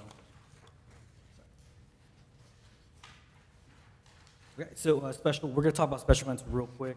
We have Independence Day, that's going to be June 29th from 6 to 10 p.m. Training Grade Festival, we don't have a date just yet. The school district hasn't gotten back to us. I believe the football schedule has not been released yet as of last week. I haven't done a follow-up with them, but we do know the times, 10 a.m. to 4 p.m. Christmas parades will be December 7th, 5:30 start time, and the big event will be in September this year at 7 a.m. Usually our funding for special events come from park donations funds, sponsorships, donations, vendor fees, so those are like your food trucks, your food vendors, your business vendors, your arts and crafts vendors, and our trade green event, wristbands, t-shirt sales. We have some hotel occupancy tax funds that help out, but those are earmarked specifically to pay for specific items, and those are to put heads in beds, that's the terminology. And the general fund, that's the one that usually covers the employee overtime. I'm going to go fast and smooth, so if you do have a question pertaining to the slide, let me know, and we'll stop by. So I just got the cost for Training Green down on this slide. I could definitely give you guys the rest later. So Training Green this year was $35K. The event only, that included restrooms, marketing, activities, tents, water stations, and staff cost was about $30,000. And that's the breakdown from comp time, overtime, and regular. We had a total of 80 employees who worked the event. so before you move on off of Training Green, there was some recommendations last year about it. Do we have those? Are we going to implement those this year? So every year after an event, we have an after-action report. Yeah. And we talk about those. I don't have those lists in front of me, but I do know some of those had to do with parking, handicap parking as well. Don't have that list in front of me. I do know I do have an after-action report that lists those. But yeah, we always, if we can accommodate that, we do. One of the ones that came up was, can we have a trolley to get us from the vehicles to Training Grain. We have to see the cost of that. If we could definitely get a sponsor for that, I'll decorate the golf cart myself with, I don't know, Xerox or something, whoever, or FedEx, and shape it as FedEx. But I yeah, know- that's one of the things. But if Okay. we can accommodate, we will be able to take care of that. So, an after-action review is only as good as the implementation of the actions after it. So can you send the council, for each one of you, can you send us a copy of the after-action review and why or why not we're taking actions? Are you asking when we start planning the next event, you want us to give you a list that says this is what was suggested and what we're not doing it? Is that where you're? Yeah, for 20, I guess it'd be 2023, right? So we had a training grain, you did an after-action. Yes. Okay, so somehow we need to resolve, an after-action, actions come out of an after-action review.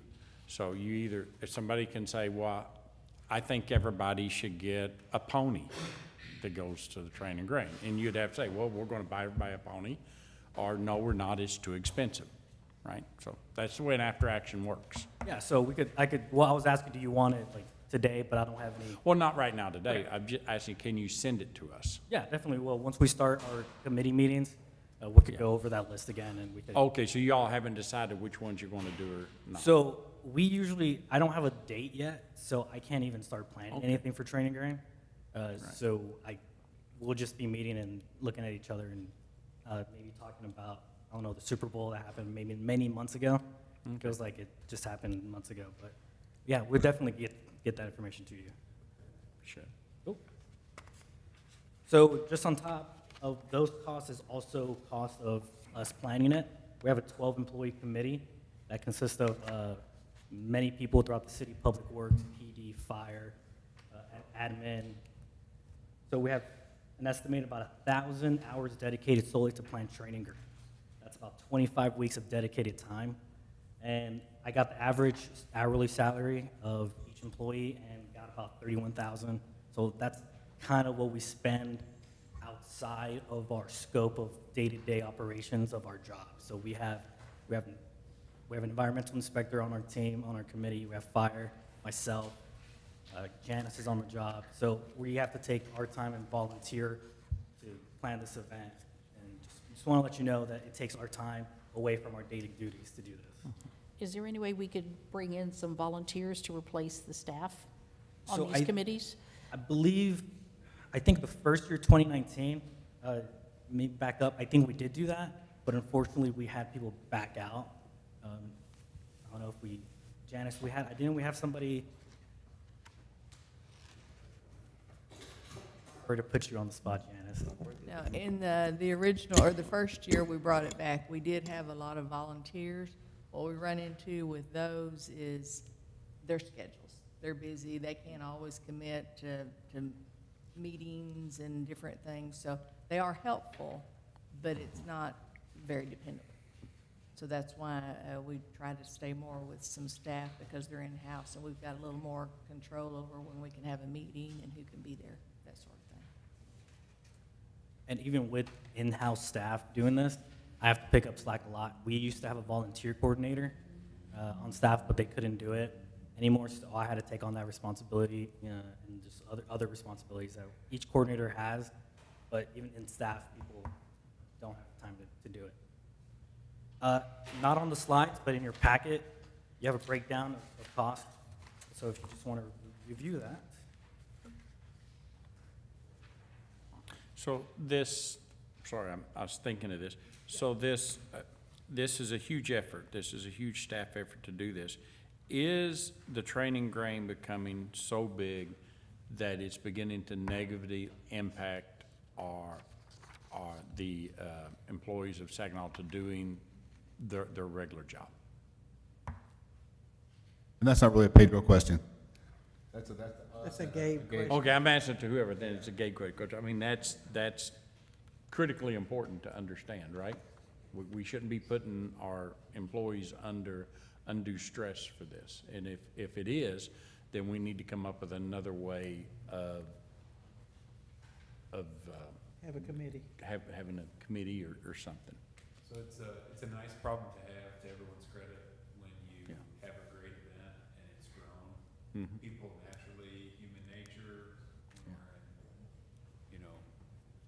Valerie's Kid Care, we want more, right? So, it's kind of, probably everybody in this room could tell you, it's gotten to where it's an all-hands-on-deck thing, and, we may need to consider, the council may need to consider, some outside help in the future. That's what I was thinking, yeah. So, and, not just Train and Grain, which you may be getting into later, but our other events continue to grow. Our, parade, great crowd last year, and other events, so.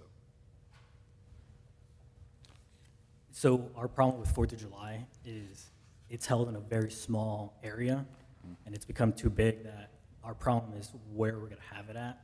Am I gonna be taking parking away from people who will be seeing the show just so I can expand the food trucks? Because we can only fit, I think, about 8 food trucks for 4th of July, and that's why the lines are super long. I believe if you attended the 4th of July event, like Gabe said, the events are getting bigger, but that's a good thing. It's a service we're providing to our residents and to visitors who come out. Because I'm not gonna lie, Saginaw fireworks is the closest you're gonna get in the DFW area to a fireworks show. So you feel the fireworks when you're there.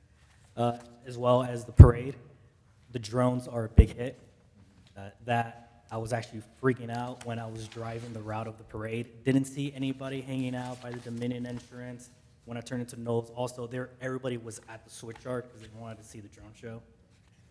So that's, like we said, a good problem. So any questions on events? Because I'm going to switch over to the other side of communications. All right. Oh, sorry. So the vision for communications is Saginaw Office of Communications committed to provide an open and accountable city government through effective communication in order to foster resident participation. That's a mouthful. So I'm a very simple guy. So essentially, we tell people our story so they can be part of it. And those are our mission. And we'll skip that. So let's talk about the newsletter. So the newsletter switched over to an e-newsletter November 2023. The average recipient is about 7,500, with the average opener about 2,900, and the open rate is about 39.4%. You can tell if somebody actually opens it or not? I will actually show you right now. Oh, okay. So, Please. 39%, and these numbers are for the last 5 months. Essentially, this is a good way to track who's opening it. This is actually a good number. So if you essentially see it, every time I drive home, I've passed 5 houses in Saginaw. I at least know 2 of those houses have opened up my newsletter. I would like to get those numbers more up. So essentially, these numbers, these recipients come from different locations. One, all city employees are registered for the newsletter. I have a few employees who unsubscribe, but since we own their email, I subscribe them again. So none of these guys are good. City Council, you guys are on there as well.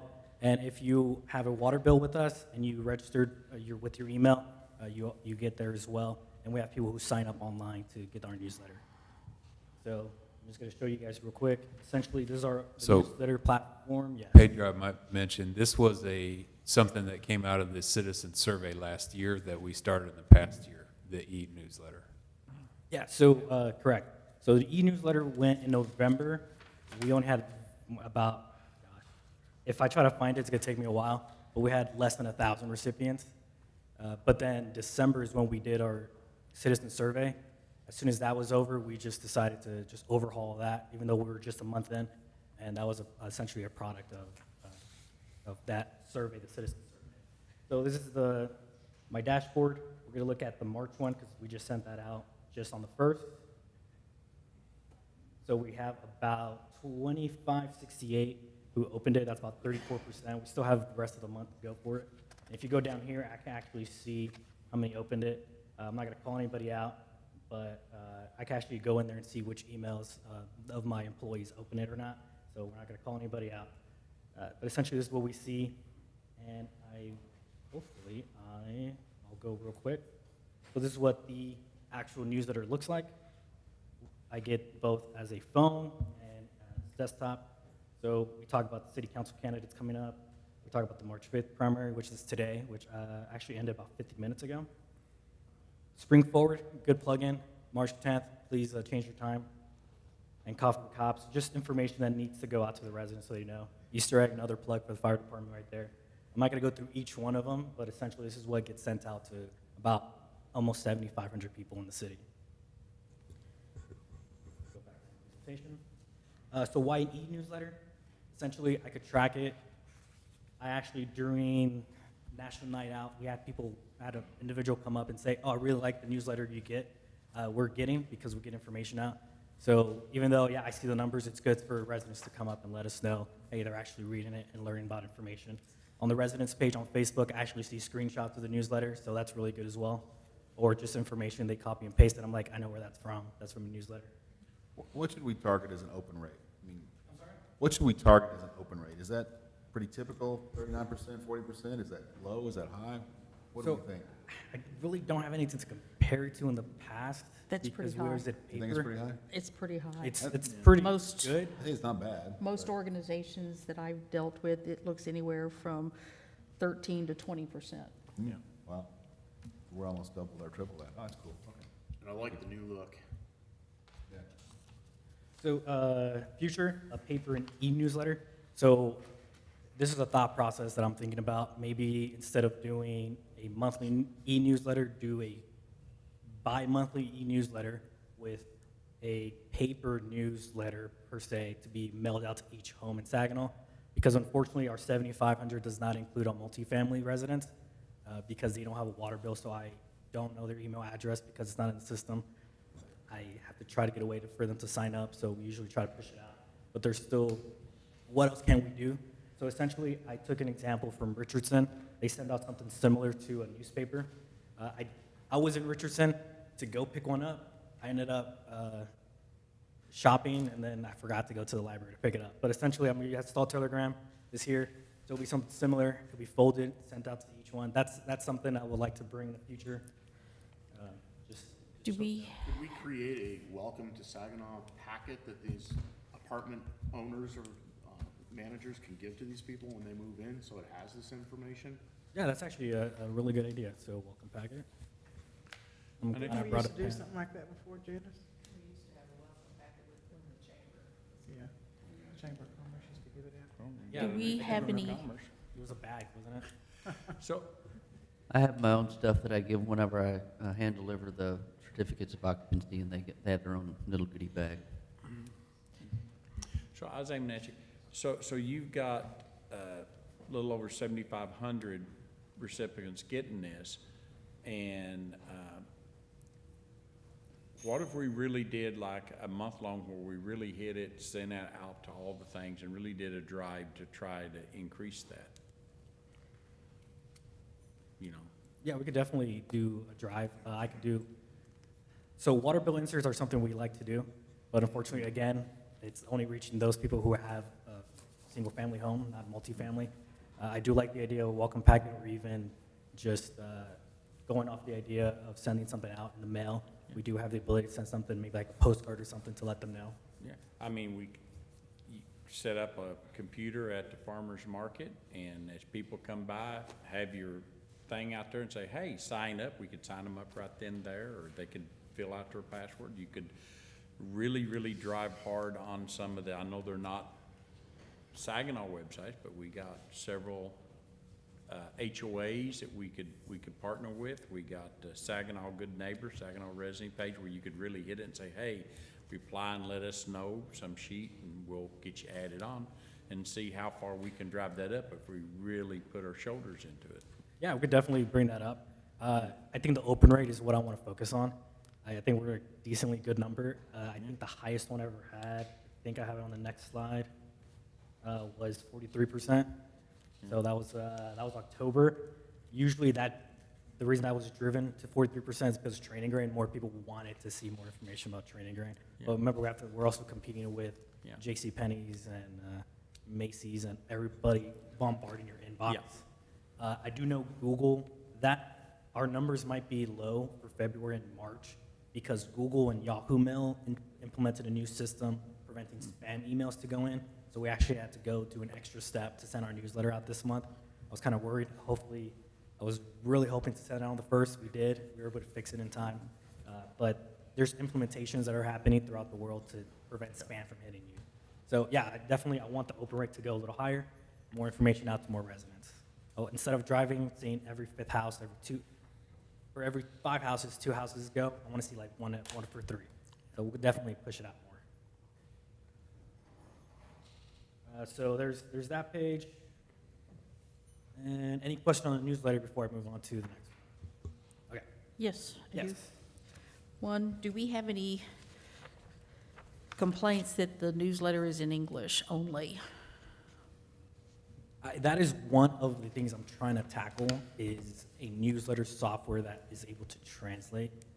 I do know about 33% of our population is Hispanic. I don't know how many are only Spanish speaking.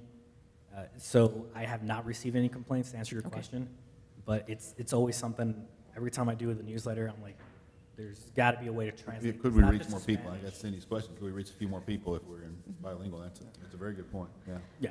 And secondly, do we ever publish anything about the boards and commissions on this newsletter? Yes. When they're having meetings, projects that they may have going on?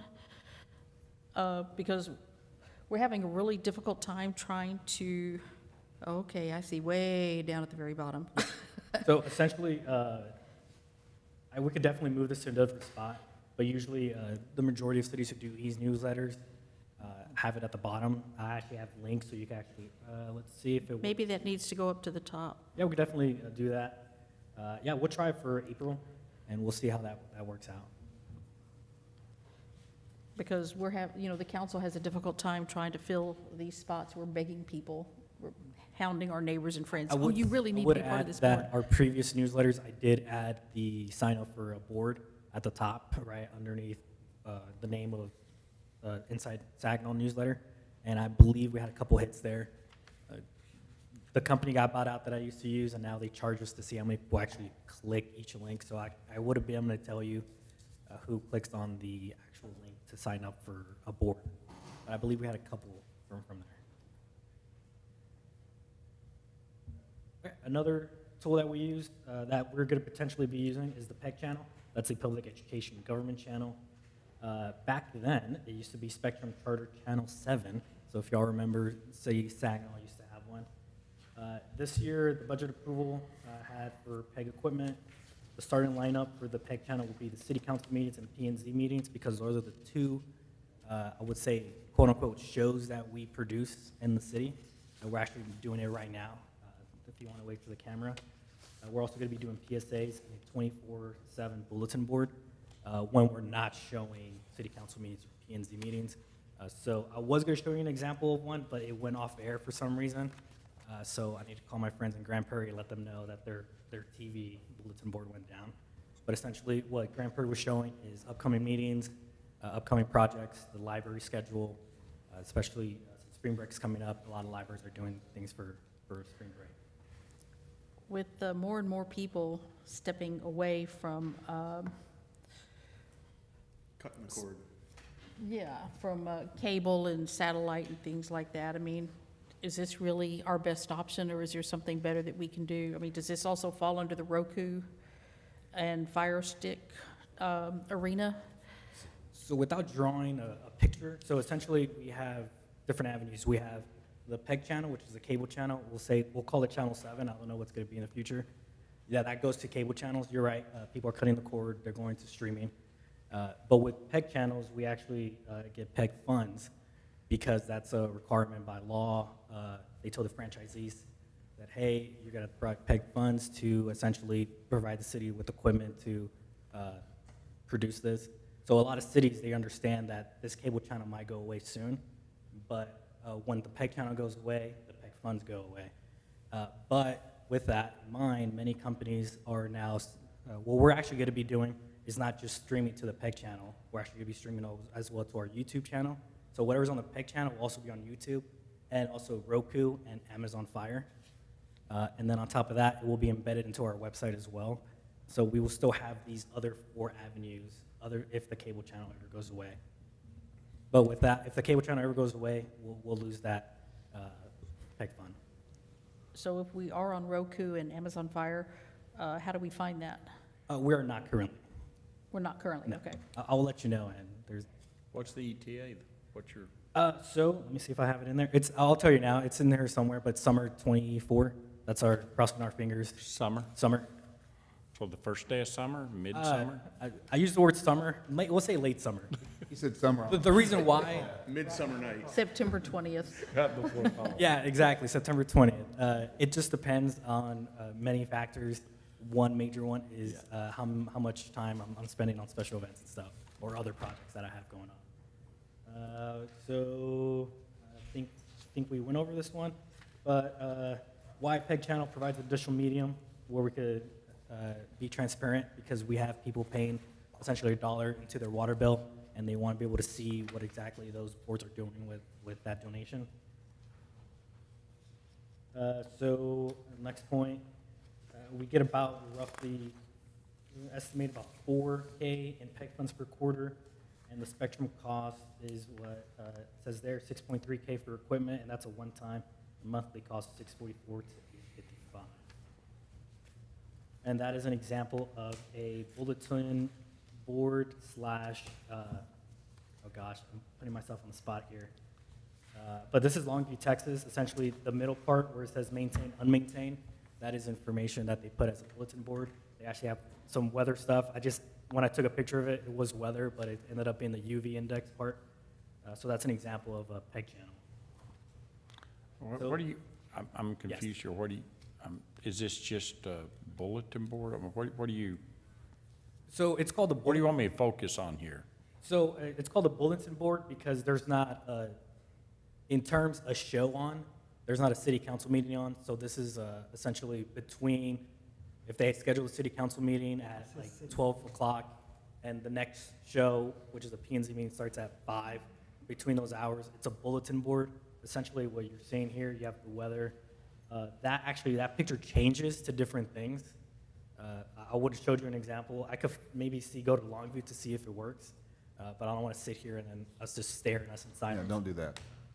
So when it, There's a no. so eventually when you get this up in the summer, when there's nothing on, there'll be a bulletin board there. A bulletin board, which my goal is, I believe every city building has cable in it, and if we could potentially put that in a lobby area, we could get people who come into those buildings to see the bulletin board or whatever's on the channel. You can put announcements on that. Yeah, announcements. Different now. I mean, if nothing else, you just put what's the most coming up events in Saginaw. Like if, I could see this cool, like if we just had, say, the 4th of July fireworks or something. I know you guys take a bunch of pictures of every event. You could have it scroll through those events for a couple of days. Yeah, that's the goal. So it's in it. Good. I'd like to see updates on Hiring projects. positions, which actually, I think a few people in the city found jobs in Saginaw because of the bulletin board that was in the previous channel. Okay. So I believe, I know Vicky and I think Glenn as well. Those are the only two in mind. Updates on projects, road closures, I think, those would all be good things. Yes. So now we're moving to the video broadcast side. So this is an example of our video broadcast. For example, you guys are down here on the bottom, right?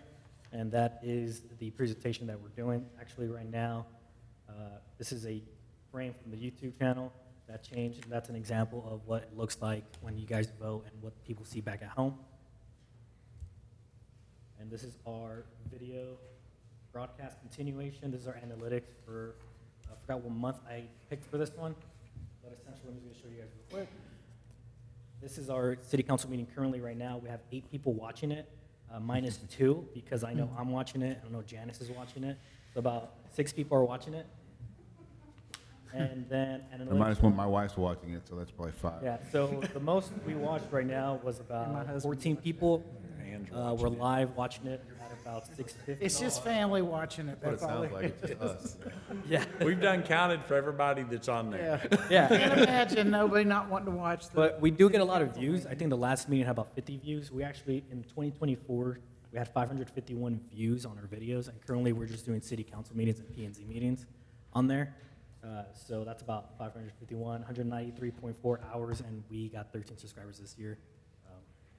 So it's I would say a good chunk our staff, because they like to review what council went over, but a lot of it is outside people who like to. I would say our budget meetings are very popular.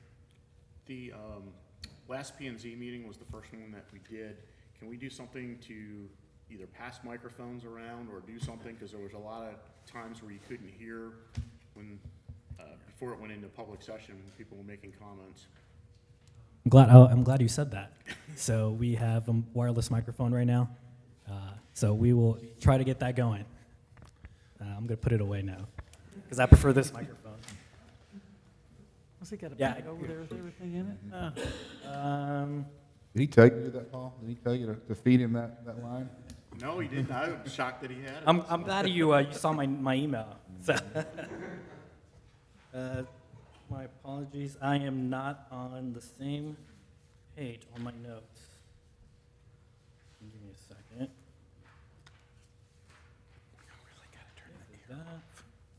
Okay, any questions on video broadcasting side? Okay. Website. So going back to Councilmember Bickhorse's question, I have overall control of the whole website, but some departments do have the privilege of updating their own, but they went through the process of me letting them know how they do it. I do occasionally go in there. I haven't gone there in a while to review the changes they've made, but if they do go away from standard practices, I'll go in there and fix it. If you have any suggestions or any concerns on any websites, I will definitely just send me a URL, and then I'll talk to that department, and we'll get coordinated and stuff. I was looking at the web pages for different boards and commissions, and we passed, 2022 was when we approved the new change? Yeah. 2022 is when we approved the new changes for the boards and commissions. We had asked that the latest ordinance be put on each of those pages. We also asked for minutes, agendas, attendance, when they're going to meet. You know, even if it's like the third Thursday of the month, 6 p.m. over at the library, that would be great. So I went through and I looked at the majority of these boards and commissions, and that's what I passed to you, and each of the council members has a copy of this. And there's several things on here that I think are lacking in a lot of those. KSB and the library are the two most vibrant web pages that we have, and I like a lot of what they do. Oh, and Ellen disappeared. She doesn't get to hear that. But, you know, I think the more information that we put on there, instead of, oh, if you want to see the minutes, you need to apply for an open records request, I think those need to actually be on these websites or web pages. I would like to see more of the projects. KSB puts pictures of their projects. And I think it'll spark more interest. And Brack, you know, tell me if I'm wrong. The more people understand what these boards and commissions do, the easier it will be to attract people to want to participate on these boards and commissions. But we need to have the information out there, and we don't need to send people off to go look someplace else for something that could easily be added to those pages. I don't know how difficult it would be to allow, you know, presidents or the chairman of these, or the liaisons for these commissions to have access to make those updates, because it's limited to one page. So currently, Keith is a liaison for Keep Saginaw Beautiful. He has access. Library has access. P&Z and Parks have access to their pages. Let's see. But I didn't put things on here like CCIP that, you know, we do, but it would still be good to have those agendas and minutes on those as well. Which is something we're working on. I met with departments when we sat down to do the website. We're like, hey, let's start slowly putting these up there, especially those from 2023. But we're quickly approaching the time where we're going to start asking people to sign up. So, I mean, we're going on 2 years, and I know you've got nothing else to do. Mayor and council, that's a great point. One thing I might add specific to Keep Saginaw Beautiful beautification, and I think the Animal Shelter Advisor, we've had trouble maintaining quorums in the past few meetings. I think, Keith, you've had what, like maybe 3 or? Well, even then, there's a lot of people that they put the, because they're scheduled to meet on certain times. Right. It'd be They're- nice to have those dates, and if the meeting's canceled, some of those commissions say the meeting's Well, canceled. they're not canceled, they can't meet because of the quorum, and Well- I think we're trying. We had, our last Keep Stacking Our Beautiful meeting was in November, where we had attendance, or a quorum. December, we canceled just because it fell too close to the Christmas holidays. That's January, fine. we had 3 of the 4 that we needed, same for February. Understand? But, The- I mean, the I'm bright just saying, the spot- more information we provide, That's you know, the great, better agree. off, I The think. bright spot is the Parks Board. I mean, I think they almost always have quorum, right? But Texas, It must be the chair, I don't know. and Nick, tell me if I'm wrong, doesn't the state of Texas require the animal shelter to meet, what, twice a year, 3 times a year, something like that? Yeah. It's required? Lee, you could tell us more on these, couple times They're you were there. required to have quarterly meetings. That'd be But 4 I times. think, We're I think so. exceeding that now, though.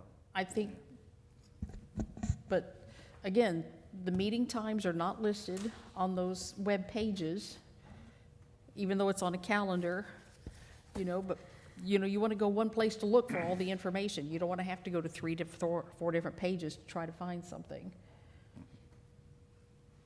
I'm understanding, because, for example, the animal one, they don't have, for example, parks, we know they meet every January, March, May, every odd month. And I can't at a remember which certain one it time. is. There's one that says, well, we meet February and August. Okay, well, what day of the week do you meet? What time do you meet? Where do you meet? I mean, that doesn't tell me anything. And then when I looked at the agenda, they met in, instead of August, they met in June, something like that, like, you know? I would say, I'm not a liaison for any board, but I do invite them to send me information when it needs to But, be there. I mean, that's what your liaison and chairman are for, to get that, make sure we get that information to Yeah, you. which we will. We will definitely get it out there. So, I mean, for- I'm happy to work with you, you know, and answer any questions, so we don't have to take up a lot of time here. But, But going back to the animal one, they meet quarterly, but they don't have a set date. I did put it on the calendar. I would say I did not put it on their page, which I think it's something I should have done. I'll make note of that for the next meeting. But if I have a meeting, for example, you guys meet every second and first and third Tuesday of the month, so I know every meeting we're gonna have at least the first and the third Tuesday, so I can put that on the website. But if I have a one that's varied, that's getting kind of tricky and trying to get updated. But again, every time a meeting comes up and I get emailed a agenda, I'll definitely put it on their page and on the calendar. but we still we rarely ever see the minutes on there. That's partially my fault. Oh. I get them, and I just haven't had time to get them out to where Pedro can get them on the website. Okay. I do have a note on my desk to do that. There's not enough time. Just really need Yeah. to get Janice some help. 100% we need to get Janice help. Absolutely. All right, keep going, Pedro. Oh, one thing before I move on. Yes. I like you and Glenn. I'm not going to, I like you and Glenn, but I don't want y'all to be on the resign team, maybe the redesign team, but. Oh, no, that was on purpose. I'm kidding. Ah, I was trying to type this out real quick. I believe someone had a hand up. Yeah, well, what I was aiming to say is if we have a committee that isn't showing up and stuff, things like that, the council needs to know, so that if we need to take action, we need to say, okay, who's not showing up, then get other people on it, or they're not doing what they're supposed to. Now, I do know when we changed the ordinance 2 years ago on them, each chairman of each of these committees are supposed to come at least once a year before council and give a, hey, you know, kind of a state of the union of that committee and what they've done. Absolutely, and that's also noted on that. So maybe that's something we need to push. I don't know, but if we definitely got committees out here that all of a sudden we pick people, things happen, and we need to do something, then the council needs to know so we can make those changes. And the council relies heavily on these committees. Yeah. We also need to know what their needs are. Right. So it's Right. getting communicated. Does that, Yeah, we were talking, so Janice generally sends that information out when we do appointments. Okay. So maybe we can have the annual updates, you know, around that time or something. yeah, but if, like I say, if you all of a sudden start seeing that we're not having quorums every meeting after other, that means work's not getting done. You need to say, hey, council, you need to do something here to fix this. Good, that's all I want to say, All Mayor. right, let's get back on communications. Pedro? Website, so redesign started back in October 2022. A soft launch was 2023. That's actually kind of bad. I would call that on me, but again, it was just the team, Glenn and myself. So we're actually both on the training grant committee as well. So we had other things to do. Like the mayor said, not the redesign team, but the redesign team. I want to thank all the departments who gave representatives during those meetings, because those are very important, because we wanted the information on there to be as accurate as possible. We just had our last ones in January. So the new features, we have language, ADA compliance, and other features are e-notify, online forms, and report of concern. So look at it real quick. So actually, this is the City Saginaw website in 1998. I also have another question. 2006. Recently in 2022, and that is today. This has changed. I believe someone said a question. Yeah. Yes. Also, I really like the look of this, but trying to find anything on this website is difficult. With Ms. Rick, I tried to look up the ordinance 2020-17, and I tried typing in ordinance 2020-17. I even tried resolution 2020-17. I just tried 2020-17. So ordinance, trying to find anything on there is difficult. Somebody was asking about snow cones. I was trying to find the ordinance on when the snow cone shops can open. I know it's seasonal, but I wasn't able to find it. I would say at least 50% of what I try to look for, it either comes back with not enough returns or 404 page not found. I'm glad you said that. So when a new website goes out, the search engine Google has the old website in mind. And if you have somebody in Alphabet, let me know so we could just twist our arm. But Google has to re-index the city website again. And it usually takes about almost 3 months to do the whole thing. We are at almost month 3. I'm not going to guarantee, like, if you search on it now, it's going to work, just because those are just the sites that people go to. I would also note the ordinances are not in the city website. They're on MuniCode, but there is a link to our ordinances on the website to get to, a link to get to the ordinances. You go to government and you click on, oops, sorry. And if you click on ordinances, city ordinances. And how are we supposed to know that? If you just type in ordinances, it should pop up. Again, I haven't tried the search feature because when I was building the website, the search feature didn't work at all. So I haven't touched it in a while. But yeah, again, if you have any concerns, just send me the URL in my email or something, and I'll try to find a way to work it and talk to the company Revise to get it going. Again, this is part of the growing pains of a new website. So can you go to that page with ordinances and just type 2020-17? Does it come up? No, you will have to, our ordinances go on MuniCode. Okay. So you click on MuniCode, and this is where you type in. Sorry, I don't know the number.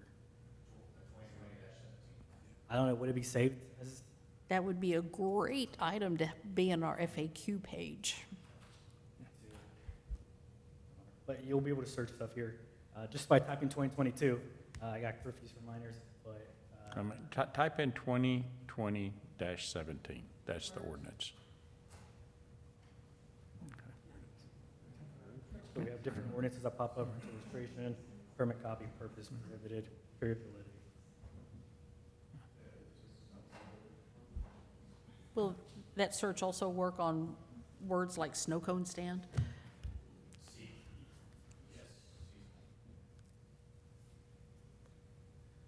Say this is not our website, so this is a third party by Civic Plus. So I use this website a lot for all of my cities. It's the codification service, and when you type into the search engine, you can do a natural language search, and it'll populate. Yeah. Thank you. Brenda said codification, so they codify every February, am I right, Janice? Every February, they codify the ordinances. We And it- codify twice a year. Normally, I would have already sent the ones for 23 to them, but we're having some problems with laserfish. So as soon as we get that back up, they'll get sent to them to codify. We do, starting this year, we'll do it twice a year. So we'll codify now, and then we'll codify in about 6 months. And those ordinances are here. Those who are not in Municode yet, they reside here in our, as well. So these are the 2023s just because I usually wait 2 years before we take them off. I took off 2022s at the beginning of this year, just because they were already codified. Great. All right, keep going, Pedro. Yes, so, Right through it. just gonna show you guys real quick. I have friends who live in South Africa, so what if they want to see the website, they speak Afrikaans? They will actually change the website to Afrikaans. Again, if you're ever trying to change it, the first one's always gonna be English, so that's a new feature that we have. Also, if you are ADA, we have to be ADA compliant because we're a public site. You click on the little guy right here and give it a second. It actually, if you're dyslexic, actually changes the wording. Bigger text for us with glasses. Colorblind. Do that. Or line height. So that essentially just changes a few things. Yes. Changes yet to come. As you can see here, those are our top 5. Oh, I am sorry. I clicked on it by accident. Those are our top, these are our top 5 here. Our report concern, pay online, media agendas, e-notify, and employment. I actually want to get rid of this portion here that says Explore Saginaw just because people have said, I want to be able to get to things a little faster than finding it. So we're taking some ideas from other cities. We're going to add this below our 5 buttons and change those to our other top pages that are there. If you're asking, hey, how do you know where the top pages are? So this is our analytical software that we use. If it loads, we'll be able to see it. If it doesn't, and there's a 4, I need to log in. So don't know the password on top of my head right now because I'm under pressure. So I would say that in your packet, there's actually a picture of that. Okay. And that's in your, starting in January, that's in your packets of my communications reports for monthly reports.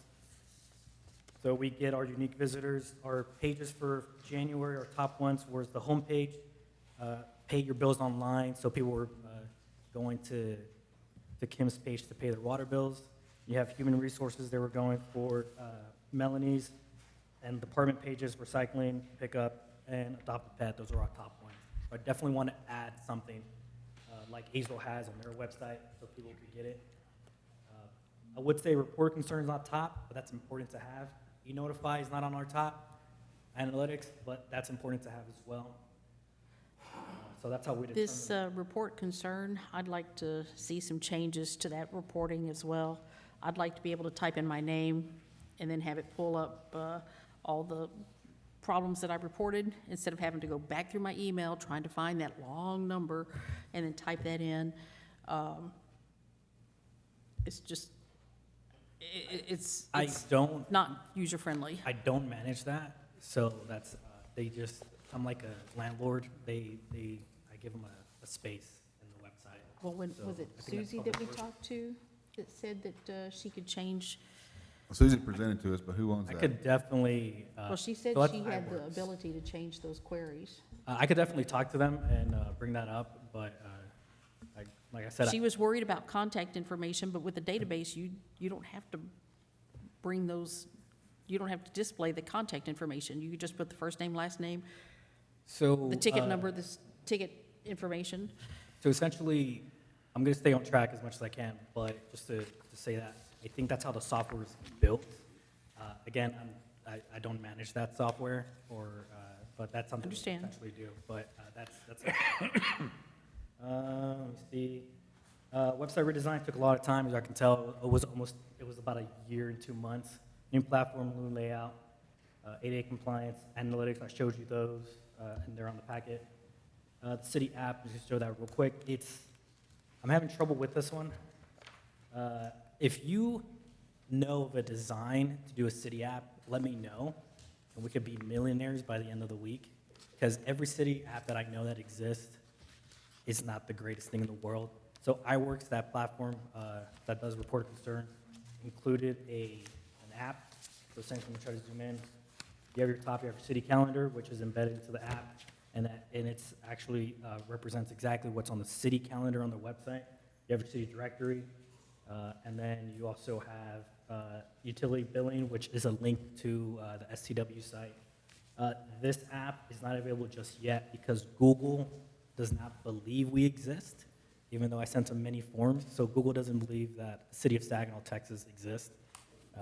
So the only reason why we haven't pushed this out yet is because I'm having issues with Google, and I've been dealing with them since November. It's getting to the point where we have to find some remedies. But essentially, this is what I'm letting you know. This is another tool we could get information out. There's a calendar built in, city directory. And what's coming in the future? So this is what my future goals are for the department.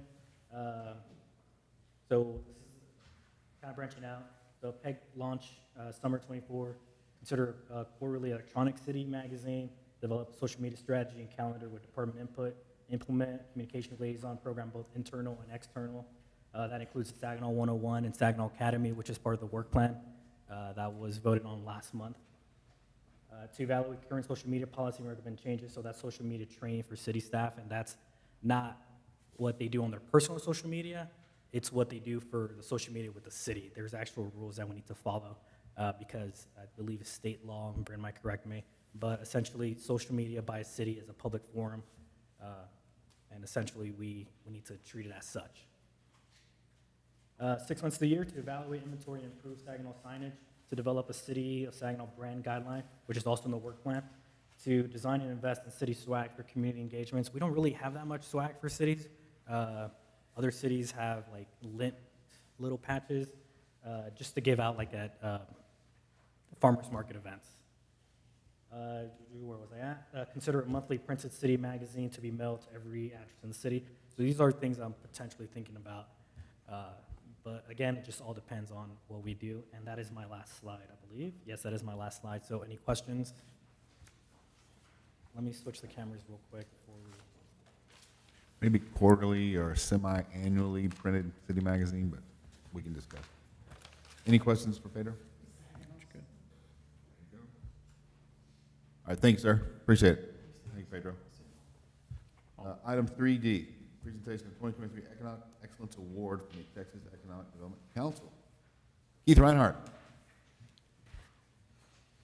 Well, I felt we were talking about it, but I guess I will. The city of Saginaw was awarded a economic excellence recognition by one of our state organizations, the Texas Economic Development Council. We were, there's 600, I don't have the exact number, but it's over 600 either municipalities or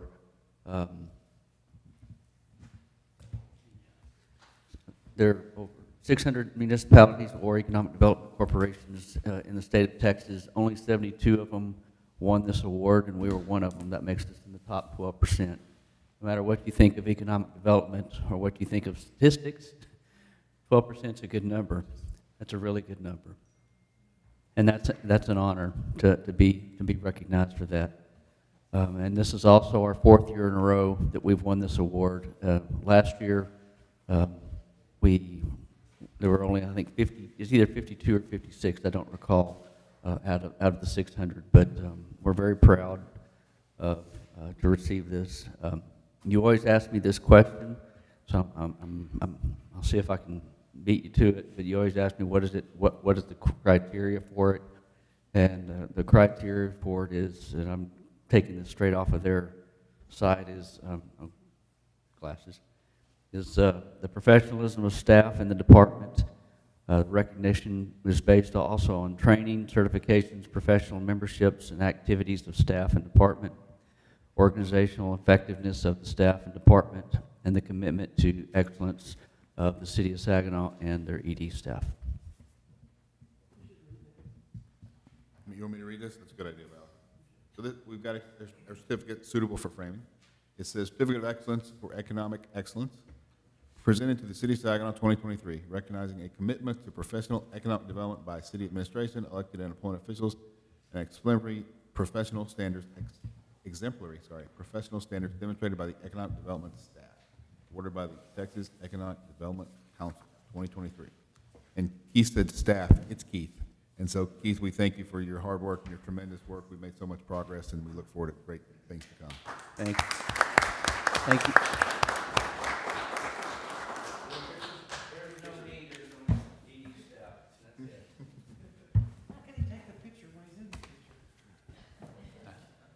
It's called a selfie. It's called a selfie. Yeah. He's got a selfie stick.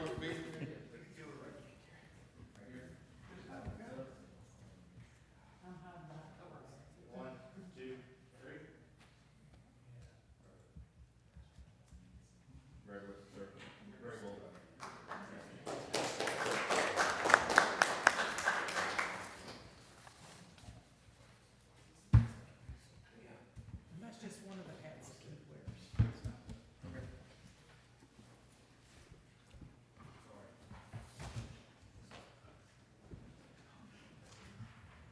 I just received the terrible news that we are skipping 5A, so I'll entertain a motion to adjourn. Make a motion, we adjourn? Paul? Cindy?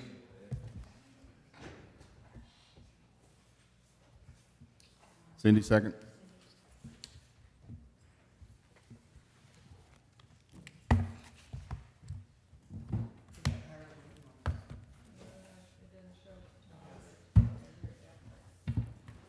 Motion passes at 8:31. We're out of here. Thank y'all.